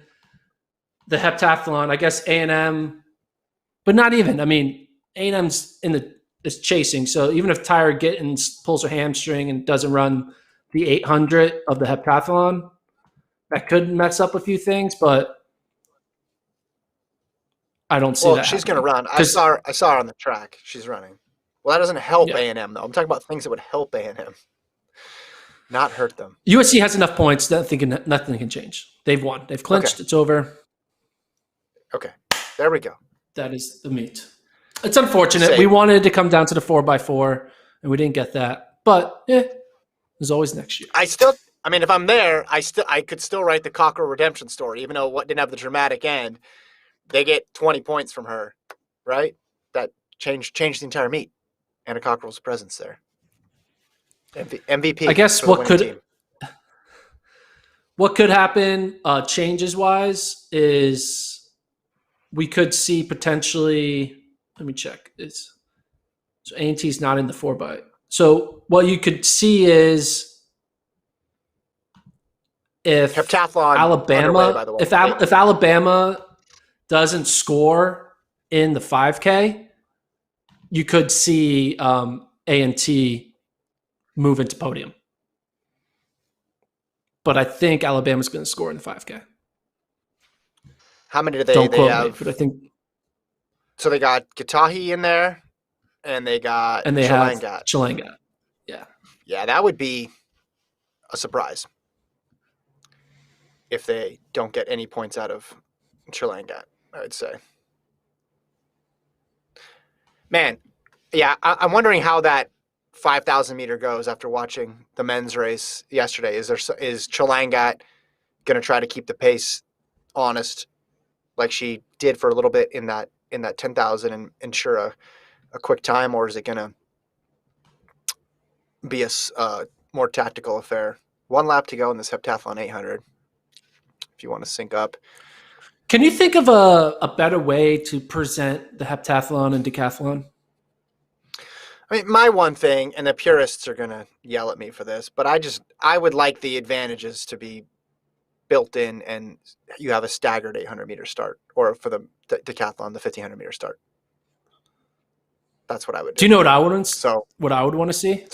So the leader goes first, and their lead is based on how many. So the first person across the line wins the event. That's what I would like to see. It would be interesting if they made them just run in the.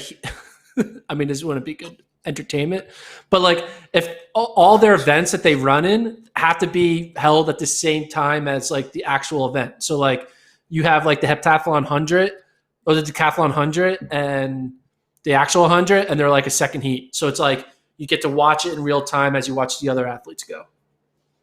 Mm-hmm. That's probably one of your worst ideas. But here comes Tyra Gittins. Sure. Just locking up. We're looking at her 800 PB before we came. Was it 226 or 228? Oh, just barely across the line.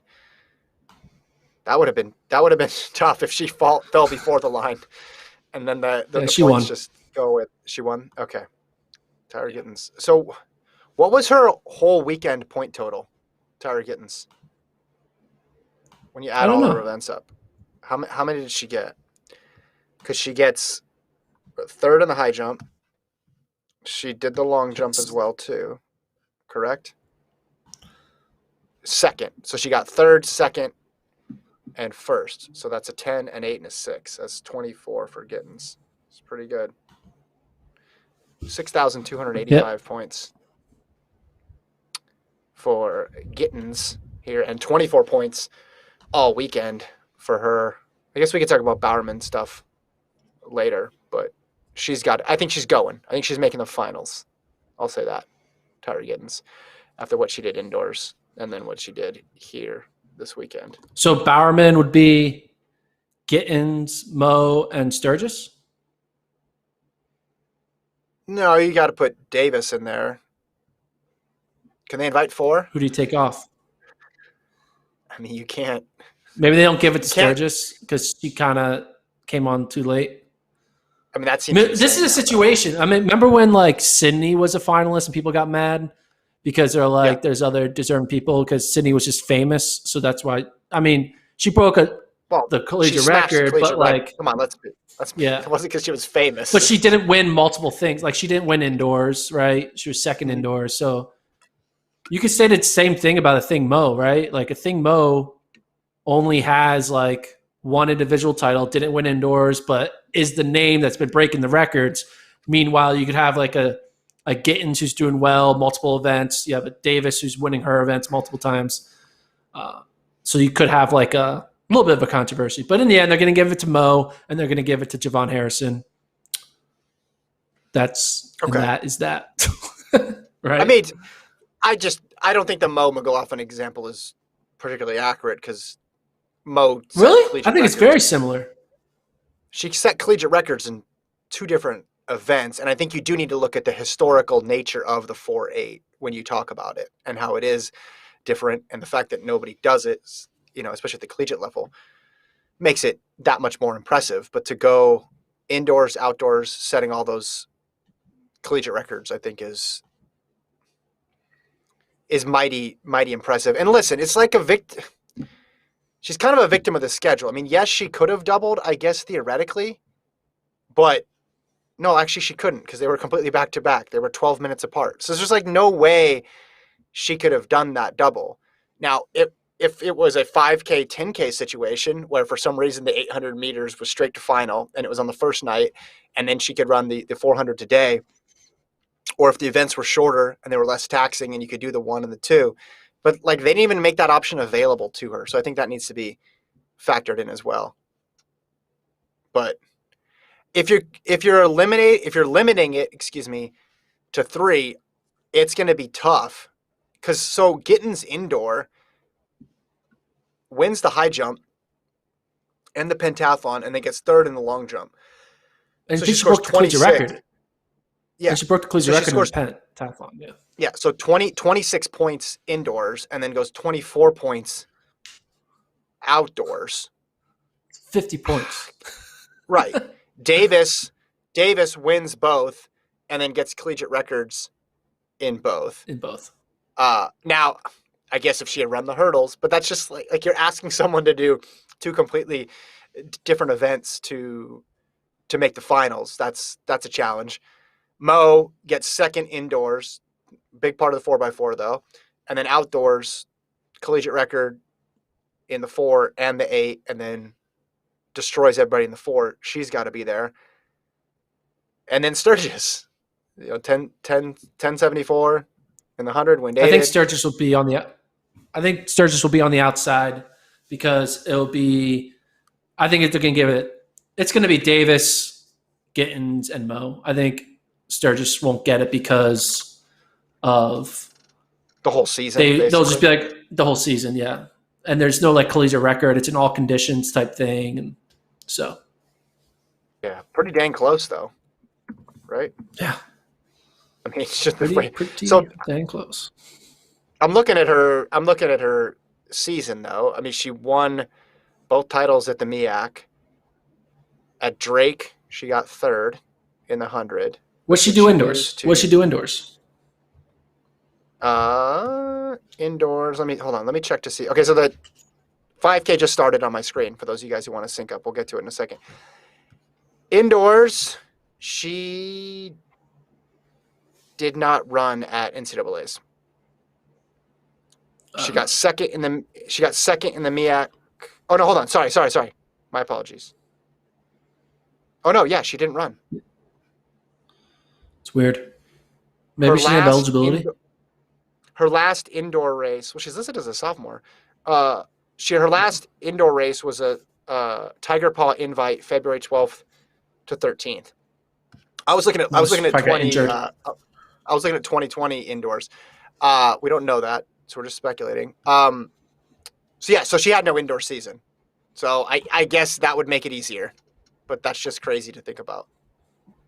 That she could do that double and she wouldn't be considered. You get back into that debate of like whole season award versus championship award, right? Who's the MVP of the NCAA championship versus who's the season long winner? And I think it's like, and that's an argument, like the difference between a thing Mo and somebody else, right? That's a season long for her. Her season's just been spectacular. It wasn't about just one race. It's the entire resume she put together this year. Agreed. All right. Let's look at this 5K. Moving on. I'm looking at an interview with Tyra Gittens, so hopefully I'll get to see the 5K in a second here. Go ahead. Whitney Orton kind of taking it out a bit hard.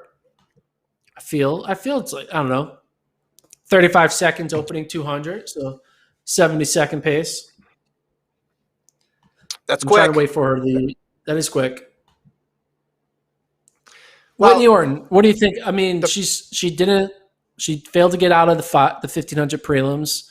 She's back here. Saw Anna Camp kind of do the same thing. Didn't get out of the 800 prelims. Comes back, wins the 15. What do you think about Orton's chances here? I mean, we both picked her, so she's the fastest PB in the field.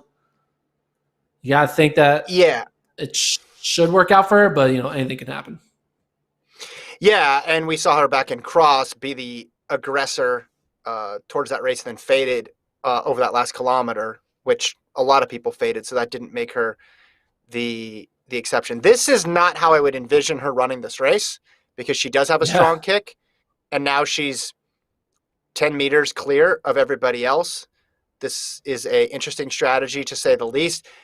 She had a tactical issue in the 1500 prelims, and maybe she learned that lesson and just said, I want nothing to do with running in the pack. I'm going to be completely free. Maybe she overlearned the lesson and she's taking it a bit too far, because she's going out quick. Can we zoom in on those splits so I can see them just a little bit bigger on the back end here? She's out quick. You mentioned 70 for the first quarter. She's turning the screws to the field. I think she was about 3:03 through 1K. So basically 15 pace. Okay. Through the opening K. So that's well within her range. 306 through the K. So you would normally see this from somebody who needs to run the kick out of the field, not somebody who has probably the best kick in the field. But that's what we're seeing. And again, maybe that's just a desire to not get mixed up with the crowd at all. But it is an interesting strategy. And, I think that 1500 issue was entirely tactical, because we saw her run 15:12 just a little while ago. This wasn't like her build up to cross where she only did a few workouts and went into the championship part of the season not in the type of form that she needed to close out that race. Yeah. 9 laps to go. She has like a 15-meter lead on everyone else. It's not growing, but it's not shrinking at the same time. It's kind of that second group led by Kameli and Ellie Hennis. Mm-hmm. It's kind of just, they're chilling, letting her maintain that distance, but nothing too crazy, not letting her get too far away, but not really closing it either. As they're coming up on 5 minutes into this race. She basically went out 5-minute mile, right? That's the 1600 split, right? Yeah, it's hard to see from where she actually crosses it. I think she might have been a little bit quicker. Okay. Looks like the chase pack was at 5:01, which is right at 15 15:40 pace or thereabouts.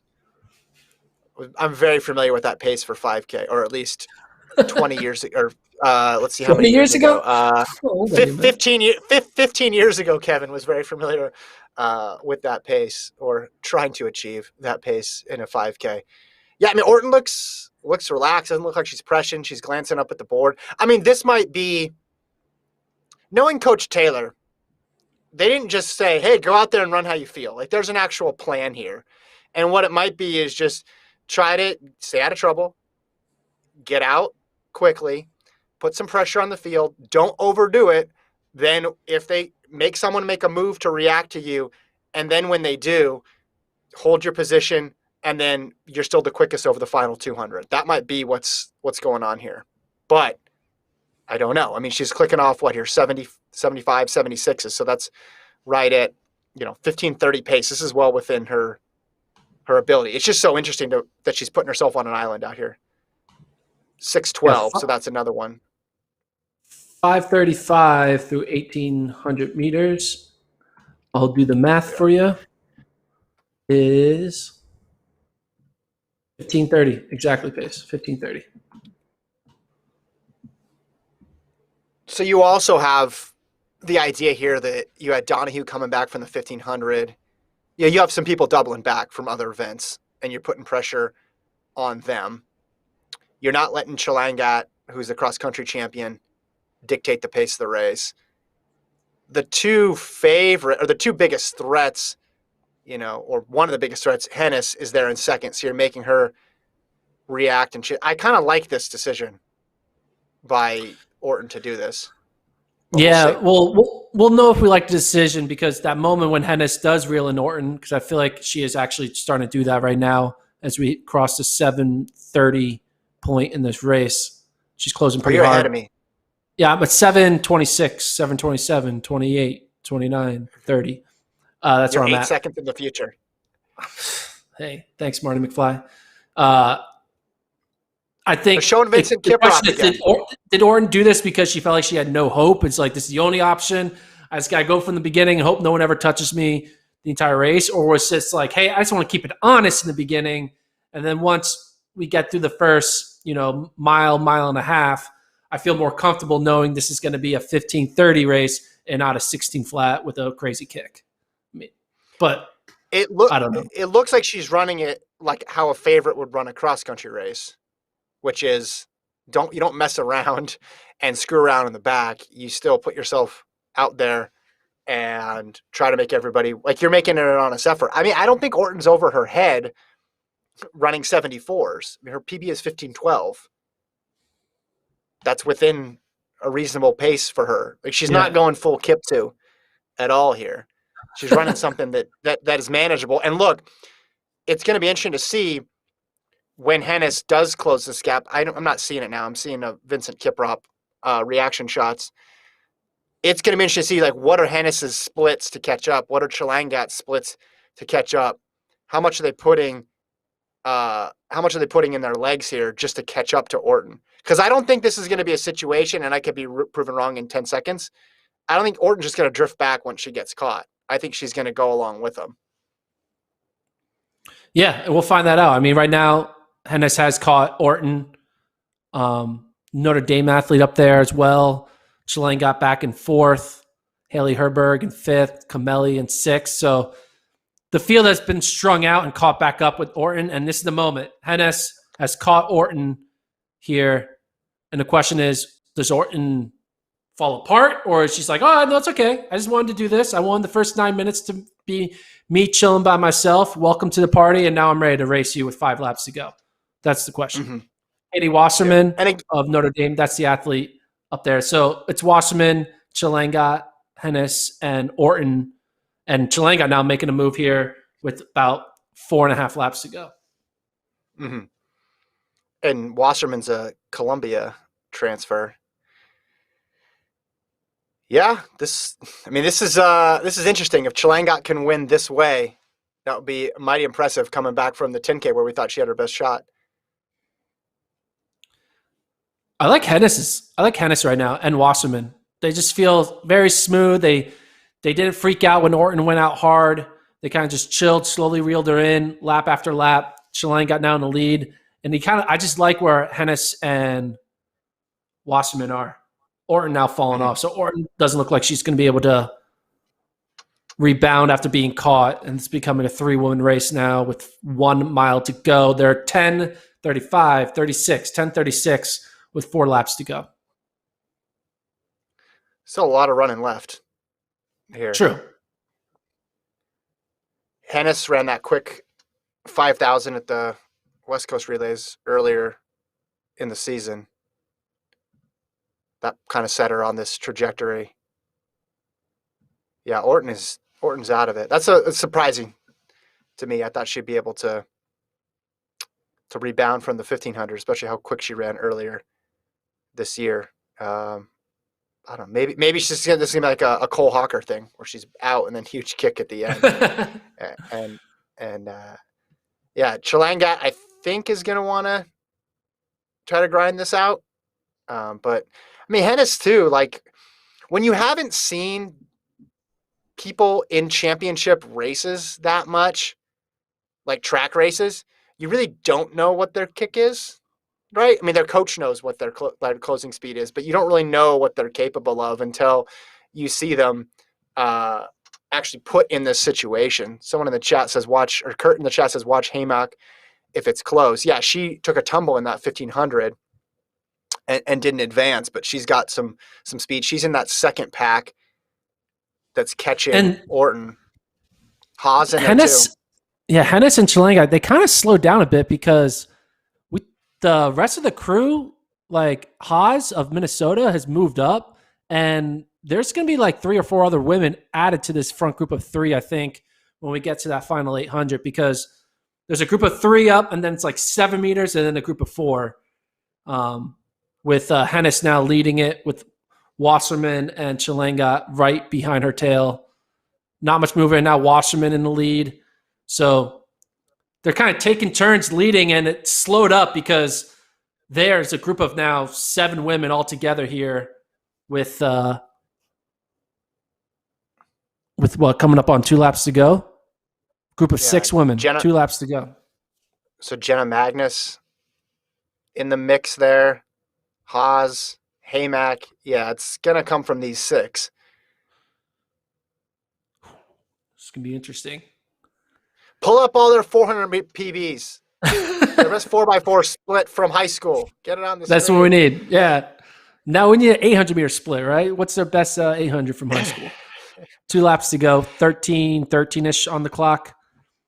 Whoever that commentator was on YouTube about Haymack, that's a good pick right now because Haymack kind of slowly got up there.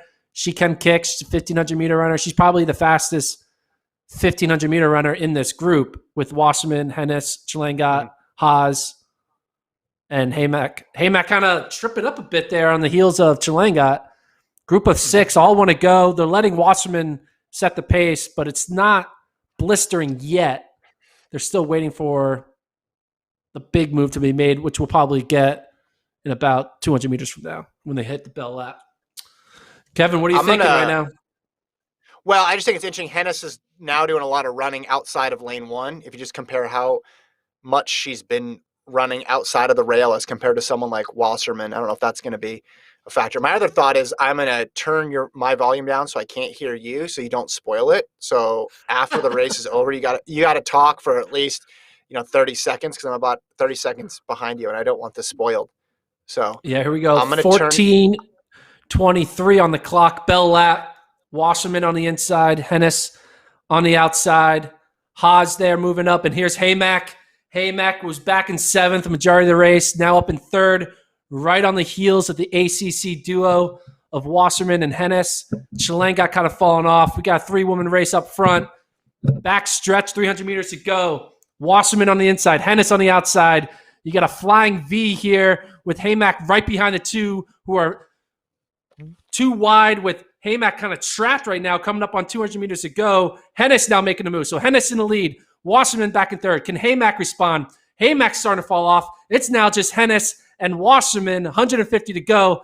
Hennis looking good. Wasserman still on her heels. Hasn't been dropped yet. Wasserman tries to swing wide, but it's Hennis here at the final 100 meters. Hennis running down the home stretch. Wasserman trying to hold on. Wasserman's not going to have enough. Hennis continues to pull away.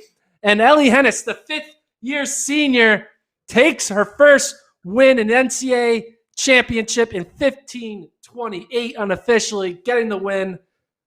Ellie Hennis, 15:28. I'm sure her coach is thrilled. Her coach is also her mom. What a run there for Ellie Hennis. Chilean got finished there in the top 8. But Hennis controlled that race. She slowly moved up to get with Whitney Orton when it mattered most in the final 4 to 5 laps. And then once she was up there, she kind of never let go of that top 2 spot and timed her kick perfectly with 200 meters to go and never looked back. Kevin, you can come back now. Great. I'm back. I didn't let you – I had to put you on mute, and then that didn't work because my volume didn't go all the way down, so I took my headphones off. I mean, Ellie Hennis's career, testament to perseverance. If you go and just look at how many times she's made – NCAA championships or been in the mix at NCAA championships, but never been able to quite get to that top tier, right? So you go back and you look at, cross country where she has All-American finishes. Indoors 2019, she's 7th in the 5,000. Then she makes the outdoor meet in the 5,000 and gets 16th. Then in the 2018 cross season, she finishes 16th.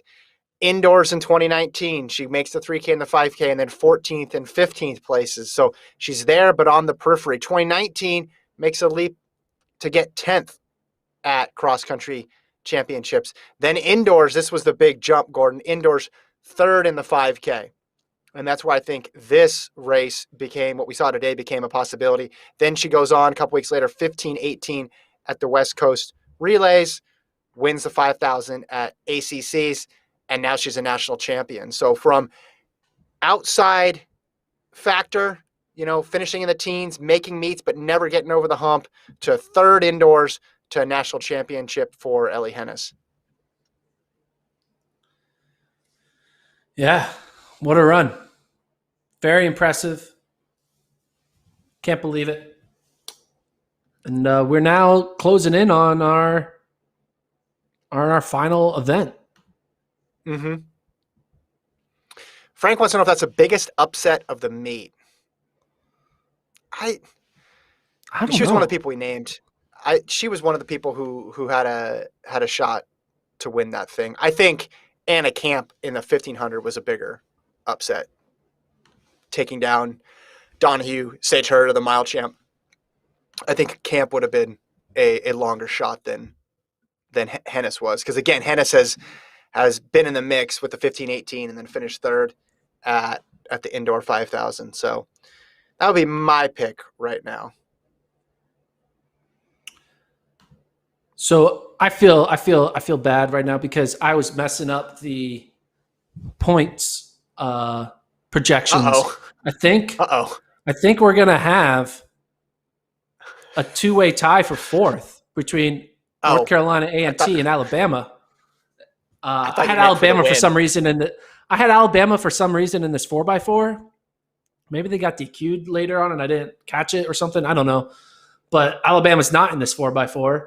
So I updated the 4x4 projections, and Alabama and A&T likely to both be on the podium. So A&T women and men both getting 4th place. What a day for that program. Breaking up the Power 5 schools. Yeah. What a run there. Yeah, that's pretty interesting for me. Yeah, and I think Travis posted yesterday for the men, first time an HBCU team made the podium on the men's side of things. In terms of biggest upset, Norris. Kurt mentions Norris. Yes, I think Norris would have been a bigger one as well too. Yeah, so the men best ever finish for an HBCU yesterday, and then today it looks like they're going to get on the podium. You're seeing some hugs here for NC State. Ellie Hennis gets the win. Ellie Hennis, who is, I believe she's dating Luis Grijalva. So a good future for those two. If they, for some reason it works out, and they get married and have a kid, we're going to be seeing a future Gordon, NCAA please, champion potentially in the year 2045 or something. So please, looking forward to that. please, We'll Gordon. still be doing this podcast by then, episode 10,844. And we'll do a throwback to this podcast from June 12th, 2021. Moving on to the 4x4. We are not going there. What? It's an interesting thing. Come on. Kentucky's going to be in lane 1. Arkansas is going to be in lane 2. Duke in lane 3. USC in 4. South Carolina in 5. Texas A&M in 6. Florida in 7. UCLA in 8. And Texas in lane number 9. I want to see Mo split. I want to see Mo split. You want to see her split? I'll tell it to you. I'm in the future, so I know the split already. I'm just kidding. I don't know the split. But yeah, the race goes off in. We got 4 minutes to kill. Okay. So why don't we? What would you say is your highlight of the meet? Sturgis, 100%. Sturgis? Canberra Sturgis. Yeah, to come in like that, a bit under the radar, and blow everybody out in the 100, and then back it up a little while later in the 200, put your name on the map for the trials, all in one. It's got to be Canberra Sturgis as my highlight. What about you?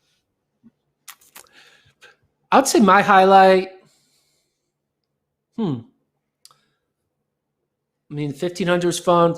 I would say it's Norris winning it in the steeple. I think her just like coming out of nowhere and taking the victory over what we thought was a heavy favorite in Courtney Wayment. I would say, and she's American too. We're like trying to think who's the next big American who's going to kind of take over and like kind of challenge the big three we currently have. And we're trying to see who it is, and we're looking at these young athletes. Oh, it's Wayment. She had a great indoor season, fast 3K. She's just coming into the steeple. And then for Norris, who's also American, to be like, no. I ran 10:03 this year, but just give me a few months, and I'm going to drop 30-some seconds off of that and win a national title and become potentially the next threat to break up that big three. So that was my highlight of the day. MVP, I would give that to Anna Cockrell of USC, getting the double, high hurdle, low hurdle, and is going to be on this 4x4 here for USC. So she's got 20 points. She's going to be part of this 4x4 that's just going to score some points as well too, in a winning effort for the Trojans as well too. I mean, if you want to look at Texas A&M MVP, you don't need to go any further than Tyra Gittens and all the points that she amassed for them as well too. And then if we're talking Bowerman projections, we've talked about it a little bit. We've got it down to 4. I think we feel good about 4. And the order is going to be tricky. And then who gets the 3 invites? I mean, they might just spring for an extra. It might be virtual too. So then it's really easy to invite 4 people. Just send out. No, they're not going to do that. No, they're not going to invite 4. Once you start that thing, we're going. Before you know it, they're going to be giving out 4 trophies at cross country. Oh wait, that's what they do already. That's always been a thing. Why do we have a 4th place trophy in cross country? Why do we have a 4th place trophy in track? That's like, it's the only place where we honor 4th place.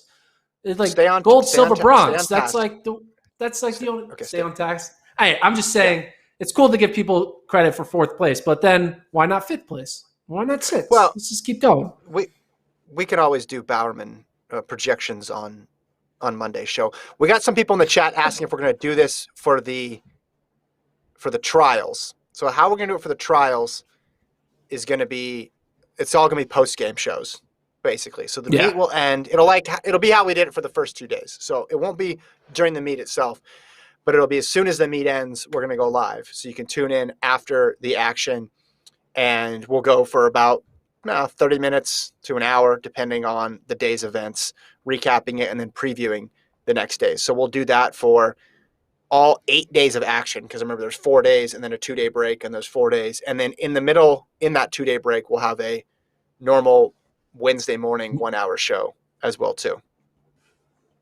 Yeah, it's going to be fun. And then we'll do the same thing during the Olympics in August. Yes. So, and we'll probably go live Yeah. during the marathons of the Olympics because that's like a good 2-hour watch the marathon together moment. We thought about doing the podcast live during the trials, but then we felt like, hey, we could get a little more information by being a part of the post-race interview, virtual Zooms and stuff like that. So we thought it'd be better to let's just go live right after. Yeah, there's so many, just to let people probably know this, but you have so much going on. There's so many prelims, right? And there's so many storylines within the prelims that you want to get information about. And the only way for us to do that would be to be in those post-race interviews theoretically, and then share that information with you guys as soon as the meet ends if you haven't seen it. I see that Travis put in the chat, how would you like to see the show formatted for the trial? So if you have thoughts, put that in there as well. And we're underway here in the last event. A thing Mo is the anchor. She's the anchor. Smart. I'm going to say smart. Sometimes they put the fastest woman in second. Sometimes that's a move. Kurt says to bring back Lincoln and split time. I think because he wants less of me. We didn't talk. We didn't ask Lincoln this. I'm sure he's not watching, but we want to bring him in for the marathon during the Olympics. For the Olympics, yeah. And because just you want me and Lincoln to have that moment, that stage. Hell yeah. So you might see Lincoln. He might make an appearance. First handoff for me. About like 51 seconds, I think, for USC. Where's A&M? Yeah. A&M's in the white kit, right? Yeah. A&M's one outside of SC, it looks like. They're at the break for me. Where are you at? I'm at 112, 113, 114. Oh, you're ahead. 115. All right, this is going to be all you again then. Yeah, USC, they're in second. UCLA with the early lead. Cherokee Young, who finished fifth in the NCAA individual 400, moving up well. They put their second best 400-meter runner here in the second leg, and she's getting her money's worth here as she's going to take the lead here. A&M going to have a healthy lead going into leg 3. 140, 141, 142 on the clock. 142 with 2 laps to go. A&M with about a 5-meter lead over USC. Florida and UCLA back in 3rd and 4th. But right now, A&M holding on to that 7 to 10-meter lead over USC. A&M looking good. USC starting to fall off as UCLA and Florida moving up into 2nd and 3rd. But A&M all by themselves right now, with 150 to go here on this 3rd leg. USC, though, rallying a bit. USC closing a bit.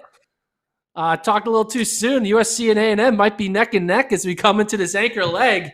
And I spoke too soon. Here we go. USC making a pass on the home stretch, and it's a thing Mo time. Mo's going to get the stick in second, and it's going to have to chase down USC. Here we go. 2:33 there on the clock for Mo when she got the stick, and she starts about 5 meters back. When will Mo make the pass? Closing in on her a bit. Oh, and 100 meters in, and she is gone. Makes the pass with 100 meters into the race on the back stretch. Mo with the lead. Kyra Constantine trying to hold on to what Mo's doing. But Mo, we know what she can do. The odds of her catching her are zilch right now as it's 150 to go. UCLA moving up into second as USC's falling off. But it's all a thing, Mo. 50 meters to go. Clearly going to win this race by over 10, 15 meters. The question is, what will her split be? She got the stick at 33. She closes at 322. This is going to be 49 something. What is that split? Ooh, we are refreshing. Show me the split. Show me the split. What is that split? 48.85. 48.85.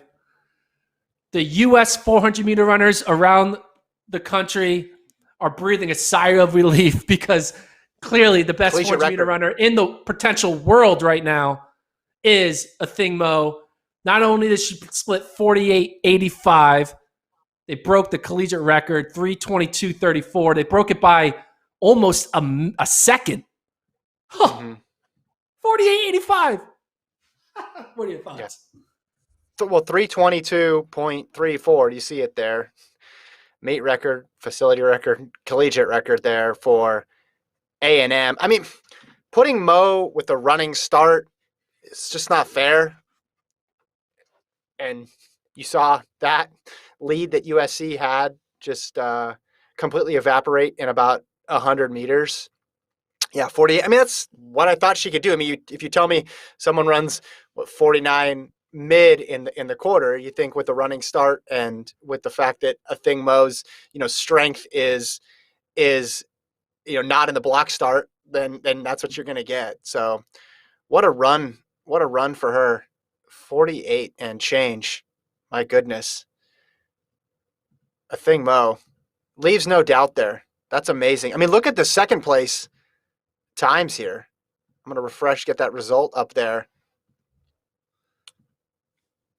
I mean, 324.54 for SE is an all-time mark. I mean, it's not as fast as they ran in 2017, but it's one of the fastest times in history, and they were not in this thing over the last 200 meters. UCLA 325, bragging rights there for SE. I think. I mean, you can win the meet, but I'm sure SE wanted to be able to beat UCLA. They would have had a little bit of regret if they won the meet, but lost the 4x4 to their crosstown rivals there. Florida 326, Texas 326, South Carolina 326. I mean, just fast all across the board. Great end to this meet. Big shout out to UCLA's Shea Anderson. She split 49.99. It's pretty good. I thought that was pretty impressive. She's a 400-meter hurdler / open four. Maybe this will be. Maybe she can surprise someone and make a 400-meter team at the U.S. trials. I don't know. Mm-hmm. Does this change your projection about a thing Mo's Bowerman chances? Does this lock it up for you?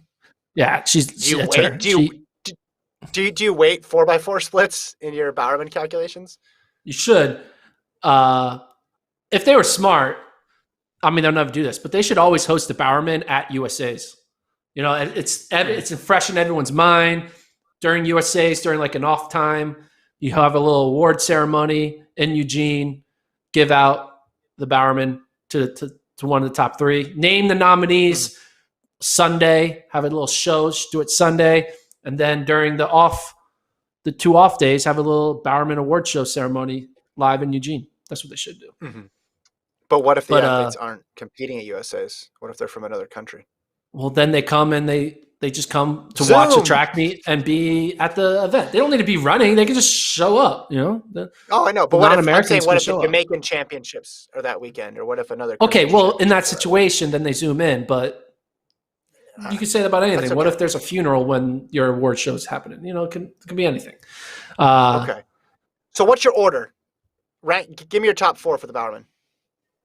Top 4. In 4th, Sturgis. In 3rd, Gittins. In 2nd, Davis. And in 1st, Mo.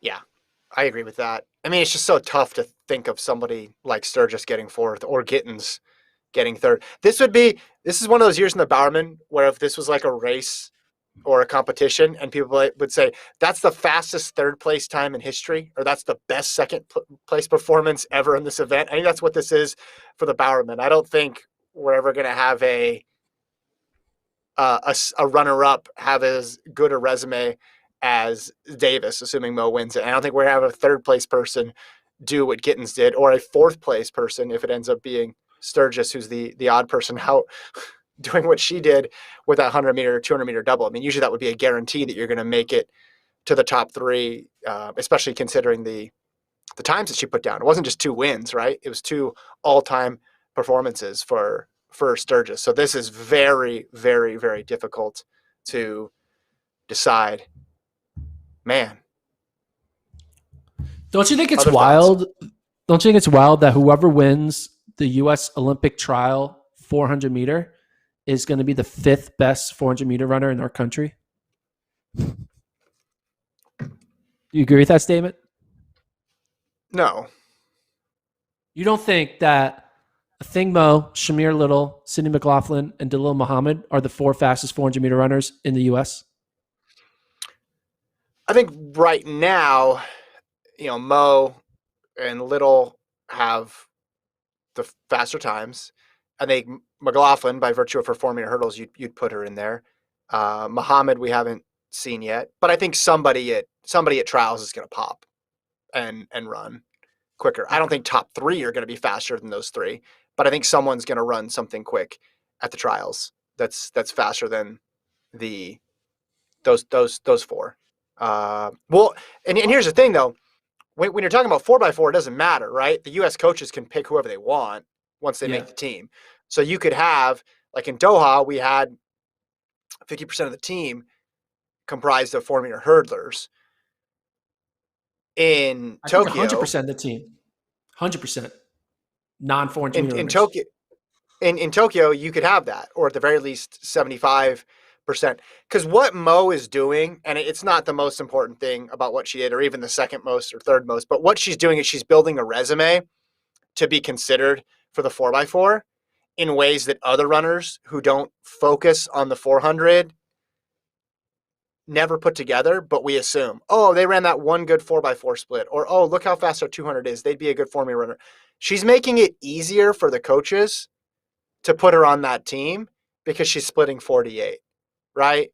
Because if she wasn't doing this and we just had to extrapolate out how fast she could be based on her 800, it's a lot easier for them to say, no, we need you to prove it in a race. Well, she went and did it. She ran a college season pretty much as a 400-meter runner. So as long as she makes a team in the 8, I would be stunned if she's not on the 4x4 team come Tokyo. And then McLaughlin and Muhammad as well too. Let's hope she makes it in the 8. I mean, she should, but crazy things happen in 800. We saw what happened to other young 800-meter runners. They need their first race to kind of be a rust buster before they actually establish themselves as consistent 800-meter runners. Hopefully, maybe a Thing Mo. She has the experience of running USAs a couple times. She should be able to put it together a week from now. John Statman, the A&M and Texas A&M stands for a Thing Mo right now. Texas, a Thing and Mo. Where did you go to school? Where did you graduate from? Oh, I graduated from a Thing Mo University. Never heard of it? I mean, the fact that John, he's from Great Britain and he came up with that before any Americans did. Well done. Well done. Travis, can you text me if there's anything else we need to talk about? Because I don't want to end this 3-hour show and then have something that we didn't discuss. That would be a shame. So if you could text me. If not, we'll wrap up. Any last comments here in the chat? I'm looking at it right now. People arguing with each other about the 4x4 order, which is good. It's what I want to see. All I'm saying with the 4x4 or the 400 in general is it's not going to shock me if the winner in the trials is not one of the people you mentioned, right? Because it's a 400-meter runner and someone runs a 49.5. That's not going to surprise me. And then you're like, oh, okay, that person is going to make a dent because it's the trials. It's just like NCAA's. To win it, by virtue of winning it, you're going to have to put something insane out there. And I just think it's going to bring the best out of them. So somebody will do it. I'm not saying depth-wise. Hold on. February 6th. Deion Landor had it first. A Thing and Mo. Great job by Travis tracking that down. Deion Landor. I guess he was first. February 6th. That's why you got to hit that retweet button now. Quote tweet yourself and put it back up there. Do we have any info on the 5,000 meter protest? There's a protest? Ooh, Gordon, to quote you earlier, it's track. There's always a protest. What are they protesting? I'm trying to remember. Ellie Hennis was pretty solid in there. Did someone fall down or something? Wow, Orton fell back to 18th. I did not notice that. Other comments in the chat here. Oh, who to use for the mixed 4x4 relay? Well, they're definitely going to Quiver- put Allison Felix Quiver- on the prelim 4x4 and the prelim mixed 4x4 so they can give her 2 more gold medals. That's what they're going to do. Not if she's. That's what they did in Doha. She's not, because she didn't make the Open 4. She did not make an open individual event. This time she's going to make an open individual event. I told you that months ago. You conceded the point finally a week or two ago. Well, she's not going to mess around. No, she's not going to mess around with not with a mixed. No. She could. Yes, it's possible. She's making the team individually, and she's going to be focused on that event. So there you go. The 5K is final now. The protest is over. Was it unsuccessful? The meet is over. I think we need to end this podcast. It's 7:36 here in Austin Coast time. The sun is down. I'm ready to go. Watching basketball tonight. Travis never texted me, so I'm assuming we're all good. People are saying thanks for doing these, which is awesome. Thank you, everybody. Thanks for listening. We want to keep doing it. Yeah, so Monday, we'll be back Monday morning. We'll recap everything from the NCAA championship, and we'll start previewing the trials, which are just a couple days away. Thank you. Big thank you to Colt for producing, Travis for running the graphics and finding the tweets, and to my co-host Gordon Mack. I am Kevin Sully. Have a great rest of your weekend. We'll talk to you guys on Monday.